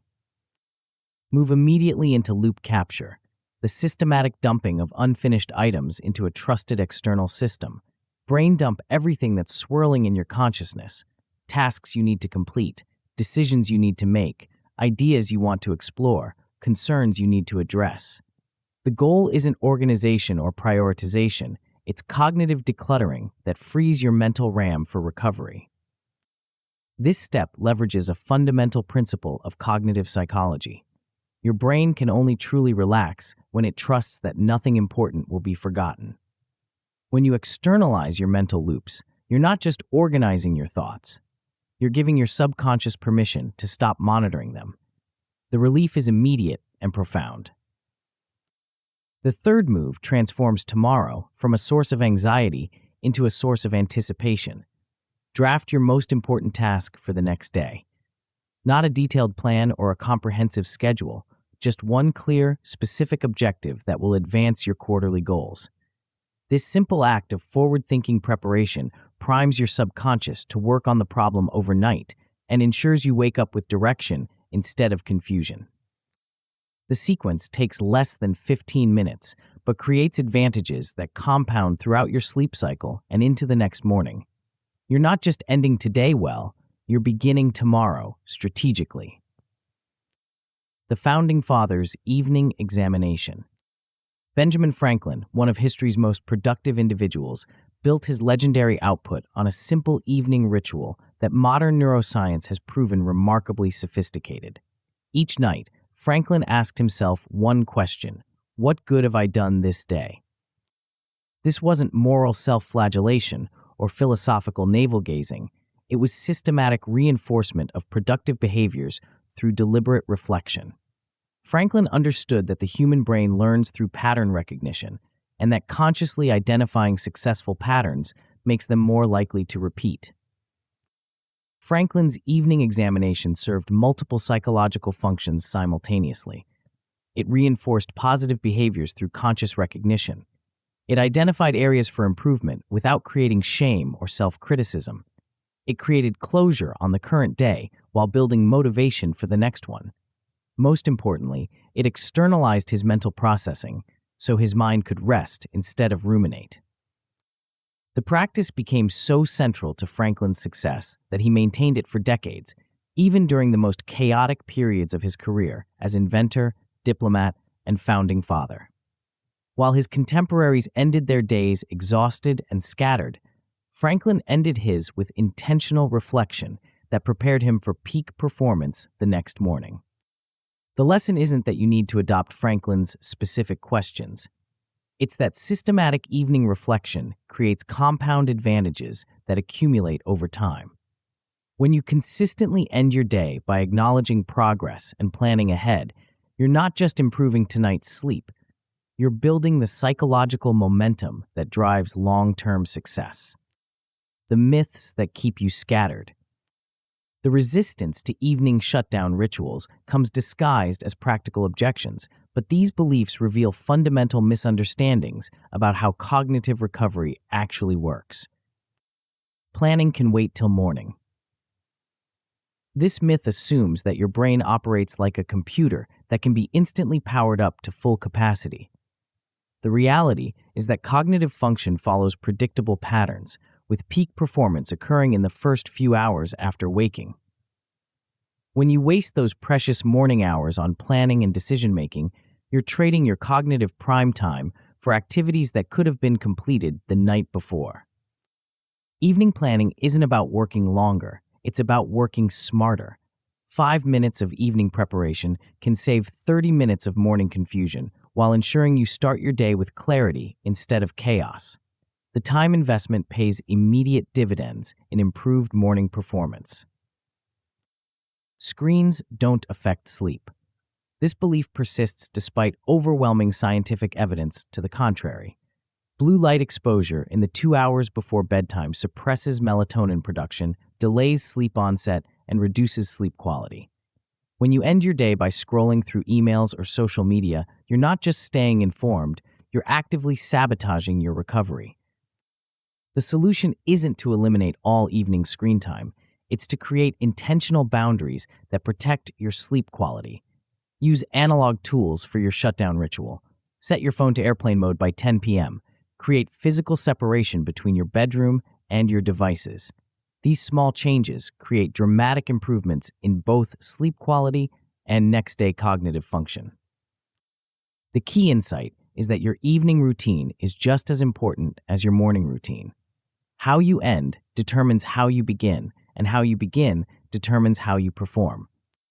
Your 15-minute freedom protocol. Building an effective shutdown ritual requires more intention than inspiration. The most common failure mode is creating elaborate ceremonies that work perfectly in theory but crumble under real-world pressure.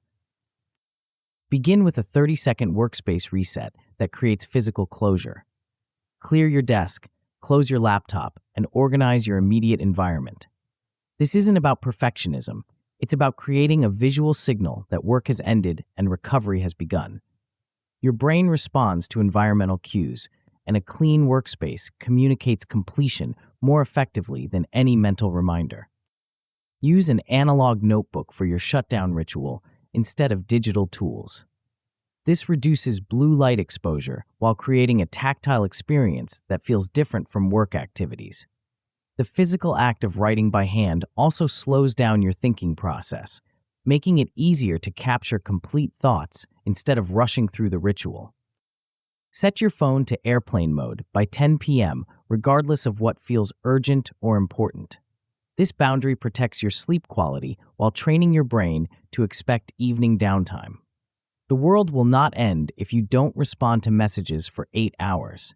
Your cognitive performance will improve dramatically if you give your brain permission to truly rest. The key is treating your shutdown ritual like a non-negotiable appointment with your future performance. You wouldn't skip a meeting with your biggest client because you felt tired. Apply the same respect to the practice that ensures you wake up ready to be that client's most valuable resource. The professional's edge. Elite performers understand that the real leverage in shutdown rituals comes from subtle techniques that optimize both sleep quality and next-day preparation. Add a single line of gratitude to your win log. This isn't about forced positivity or spiritual practice. It's about neurochemical optimization. Gratitude practice literally rewires your brain, strengthening neural pathways associated with positive emotion while weakening those connected to stress and anxiety. The result is lower cortisol levels and improved sleep quality. Prepare your physical environment for tomorrow's success during your shutdown ritual. Set out your clothes, organize your workspace, and prepare any materials you'll need for your morning routine. This eliminates decision fatigue and friction when your willpower is lowest, making it easier to execute your morning system consistently. Create a power phrase that signals the end of your workday and the beginning of your recovery time. Day closed, mind clear, or work complete, rest earned, or any phrase that resonates with you personally. Repeat this phrase at the end of your shutdown ritual to create a psychological transition between work mode and recovery mode. The most important element is consistency over perfection. A simple ritual performed daily creates more benefit than an elaborate ceremony performed occasionally. Your brain adapts to predictable patterns and begins preparing for rest automatically when it recognizes the shutdown sequence. The recovery timeline. The benefits of systematic shutdown rituals follow a predictable progression that builds momentum over time. In the first week, you'll notice faster sleep onset, typically 10 minutes faster than your previous average. This improvement comes from reduced mental chatter and lower anxiety about tomorrow's responsibilities. By the second week, you'll wake up with a ready-made plan instead of morning confusion about priorities. This clarity accelerates your morning routine and ensures you start each day with direction instead of decision fatigue. The compound effect of better evenings creating better mornings becomes immediately apparent. By the fourth week, something remarkable happens. You establish a 24-hour cycle of closed loops and strategic calm. Your days feel more complete, your sleep more restorative, and your morning performance more consistent. You've created a self-reinforcing system where better endings create better beginnings, which create better endings. The psychological transformation is equally powerful. Consistent shutdown rituals build confidence in your ability to manage complexity without carrying stress. This confidence creates a positive feedback loop that makes both work and recovery more effective. When the system breaks down, even the most well-designed shutdown rituals face predictable pressure points that can derail your consistency if you're not prepared for them. Ritual creep transforms simple 15-minute sequences into 40-minute ceremonies that become unsustainable. The solution is using a 3-line template that forces brevity. 1 win, 1 concern externalized, 1 tomorrow priority. This constraint prevents overthinking while ensuring you capture the essential elements. Family interruptions can disrupt your shutdown ritual, especially if others don't understand its importance. Instead of fighting for isolation, involve your family in the process. Share your daily win with your partner or children. This creates connection while maintaining the psychological benefits of acknowledgement and closure. Travel disruptions destroy consistency unless you plan for them. Create a portable shutdown card that fits in your wallet with the essential questions. What went well today?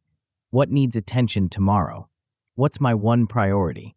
This minimal version maintains the habit even when your normal environment isn't available. The key insight is that flexibility preserves consistency. A ritual that adapts to changing circumstances survives longer than one that demands perfect conditions. Your shutdown system is now operational. You've learned to end each day with intentional closure instead of exhausted collapse. You've discovered how 15 minutes of evening ritual creates 8 hours of restorative sleep and improved morning performance. But individual habits, no matter how perfectly executed, are only as powerful as the system that connects them. You've now installed 7 interlocking practices that transform chaotic weeks into predictable momentum. Tomorrow, you'll discover how these habits compound into something far more valuable than productivity. They become the foundation of an entirely new identity. Chapter 9, Mastery Loop. 7 days ago, you were drowning in your own ambition. Scattered attention, reactive decisions, and the crushing weight of endless to-do lists that multiplied faster than you could complete them. You had big dreams, but small systems, bold visions, but broken execution. The gap between knowing and doing felt insurmountable. Today, you're different. Not because you've learned new productivity hacks or discovered secret time management techniques. You're different because you've installed an operating system that transforms chaos into predictable momentum. You've become the architect of your own destiny instead of a victim of circumstance. But here's what most people miss about transformation. The real magic isn't in the individual habits you've learned. It's in how those habits connect, compound, and create something far more valuable than productivity. They create a new identity. They make you the kind of person who executes consistently, thinks strategically, and operates with unshakable calm. Welcome to the Mastery Loop, where your 7-day system becomes a lifetime advantage. The architecture of unstoppable momentum. Let's trace the journey you've just completed, because understanding the connections between your new habits reveals why this system works when others fail. Map transformed your calendar from a reactive document into a strategic weapon. You learn to claim time before others claim it for you, creating protected space where breakthrough thinking happens. Prime installed a morning ritual that shifts your brain from reactivity to intentionality, ensuring you start each day from a position of strength. Triage taught you to identify the one task that matters more than all others combined, converting endless to-do lists into laser focus. Sprints aligned your work with natural energy rhythms, maximizing cognitive output while minimizing mental fatigue. Sync connected daily actions to quarterly objectives, ensuring every effort points toward your true North Star. Delegate broke the founder bottleneck, multiplying your leverage by transferring low-value work to people and systems. Shutdown created intentional closure that transforms chaotic endings into strategic beginnings. But here's the breakthrough insight. These aren't 7 separate habits. They're 7 interlocking components of a closed-loop flywheel that generates its own momentum. Each habit makes the next one easier. Each day makes the next one more powerful.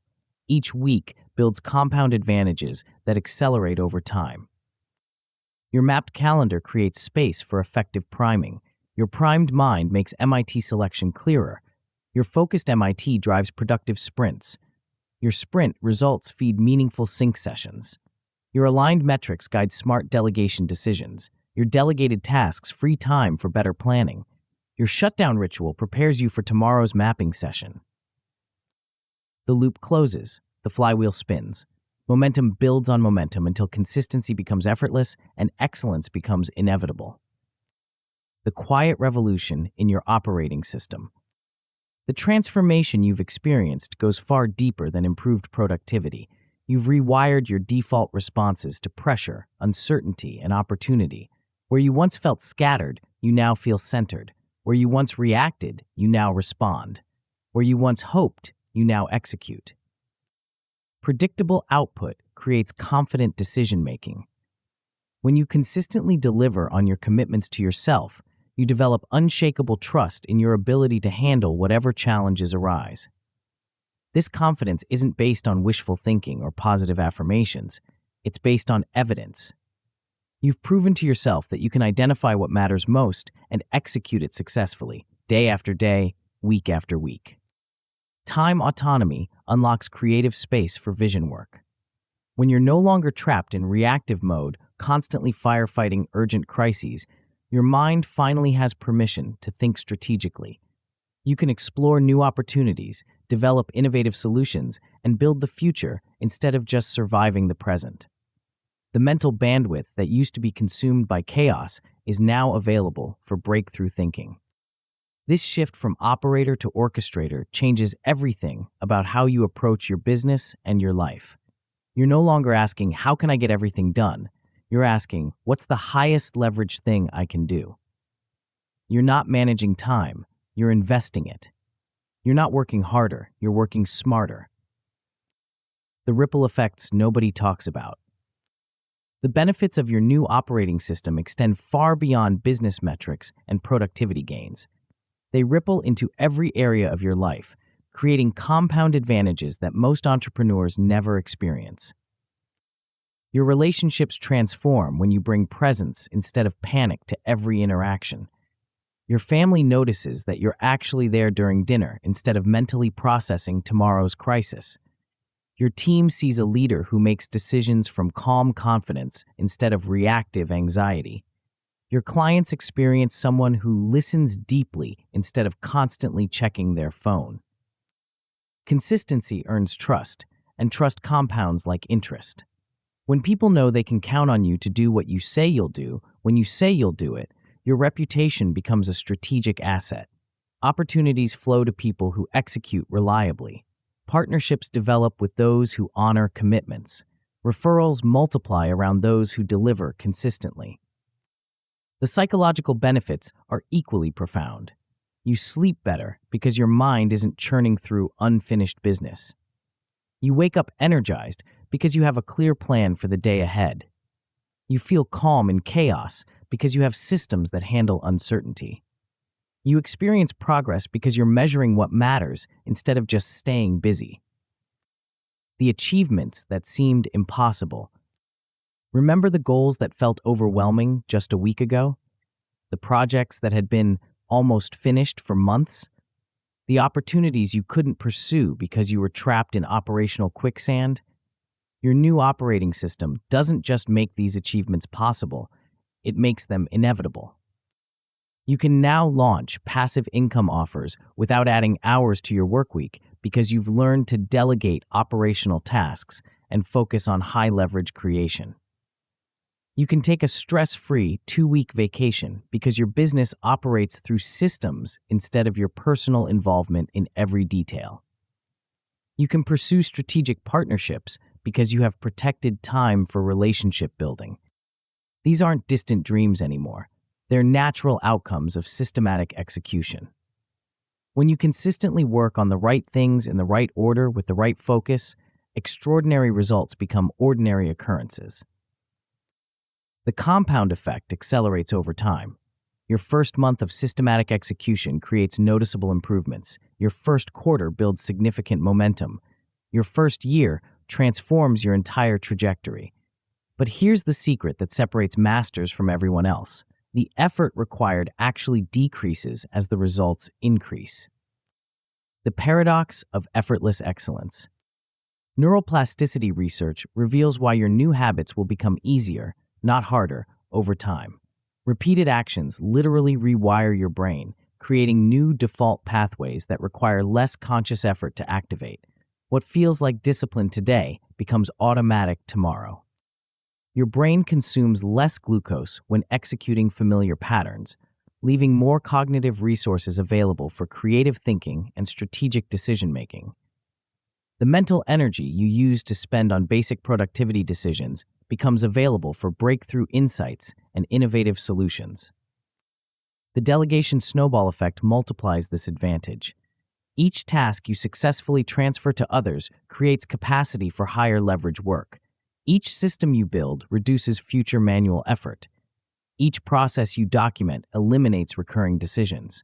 Your business begins running itself while you focus on building its future. This is the ultimate paradox of elite performance. The more systematically you work, the less effort high-quality output requires.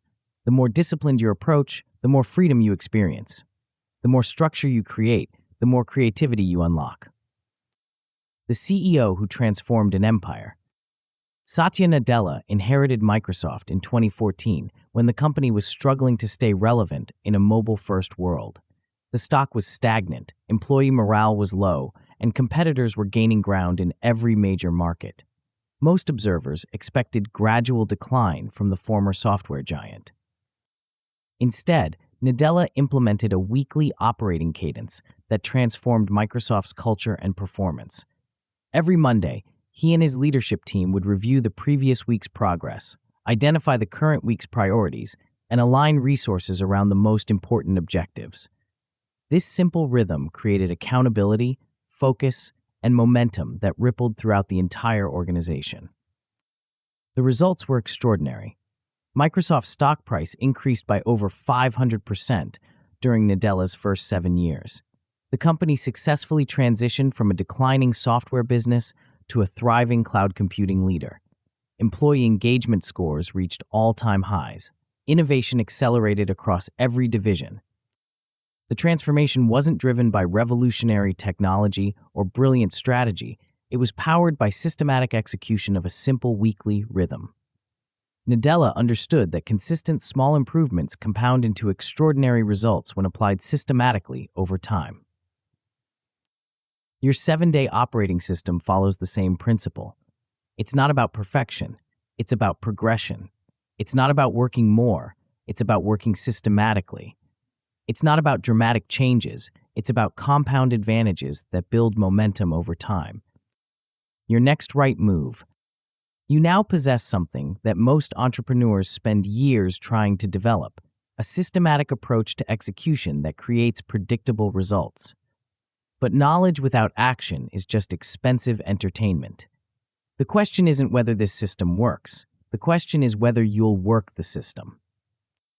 Your next right move is simple, but not easy. Open your calendar right now and block time for next Sunday's mapping session. This single action transforms everything you've learned from interesting information into operational reality. It's the bridge between knowing and doing, between intention and execution, between dreaming and achieving. Don't wait for perfect conditions. Don't delay until next month when things are less busy. Don't convince yourself that you need to finish your current projects before starting something new. Perfect timing is a myth that keeps ambitious people trapped in perpetual preparation. The best time to plant a tree was 20 years ago. The second best time is now. The best time to install systematic execution was when you started your business. The second best time is today. The choice that changes everything. You stand at a crossroads that every successful entrepreneur has faced. Down one path lies more of the same: scattered effort, reactive decisions, and the exhausting cycle of working harder without working smarter. It's the path of good intentions and mediocre results, of busy days and stagnant progress. Down the other path lies systematic transformation. 7 days to install the operating rhythm that separates elite performers from eternal strivers. 7 habits that compound into unstoppable momentum. 7 tools that turn chaos into predictable progress. The choice seems obvious, but here's what nobody tells you. The path of systematic execution requires something that most people aren't willing to give. Not more time. You already have the same 168 hours as everyone else. Not more talent. You already possess everything you need to succeed. Not more resources. The most powerful tools cost nothing but commitment. What it requires is the courage to be different, the discipline to say no to urgent distractions in favor of important objectives, the patience to trust that small daily improvements will compound into extraordinary results, the wisdom to understand that how you do anything is how you do everything. Your calendar is your destiny. Every hour you don't claim gets claimed by someone else's priorities. Every day you don't plan gets planned by circumstances beyond your control. Every week you don't architect gets architected by the urgent demands of others. But when you take control of your time, you take control of your future. When you design your days, you design your destiny. When you become systematic about execution, you become unstoppable in achievement. The 7-day elite execution plan isn't just about productivity, it's about possibility. It's about becoming the kind of person who turns vision into reality, who transforms dreams into achievements, who builds the future instead of just surviving the present. You now have the blueprint. You understand the principles. You've seen the proof. The only question remaining is this: will you execute? Your future self is waiting. Your biggest opportunities are calling. Your greatest achievements are possible. Small today, massive tomorrow. Start, don't stall. The time is now. The choice is yours. The system is ready. Execute.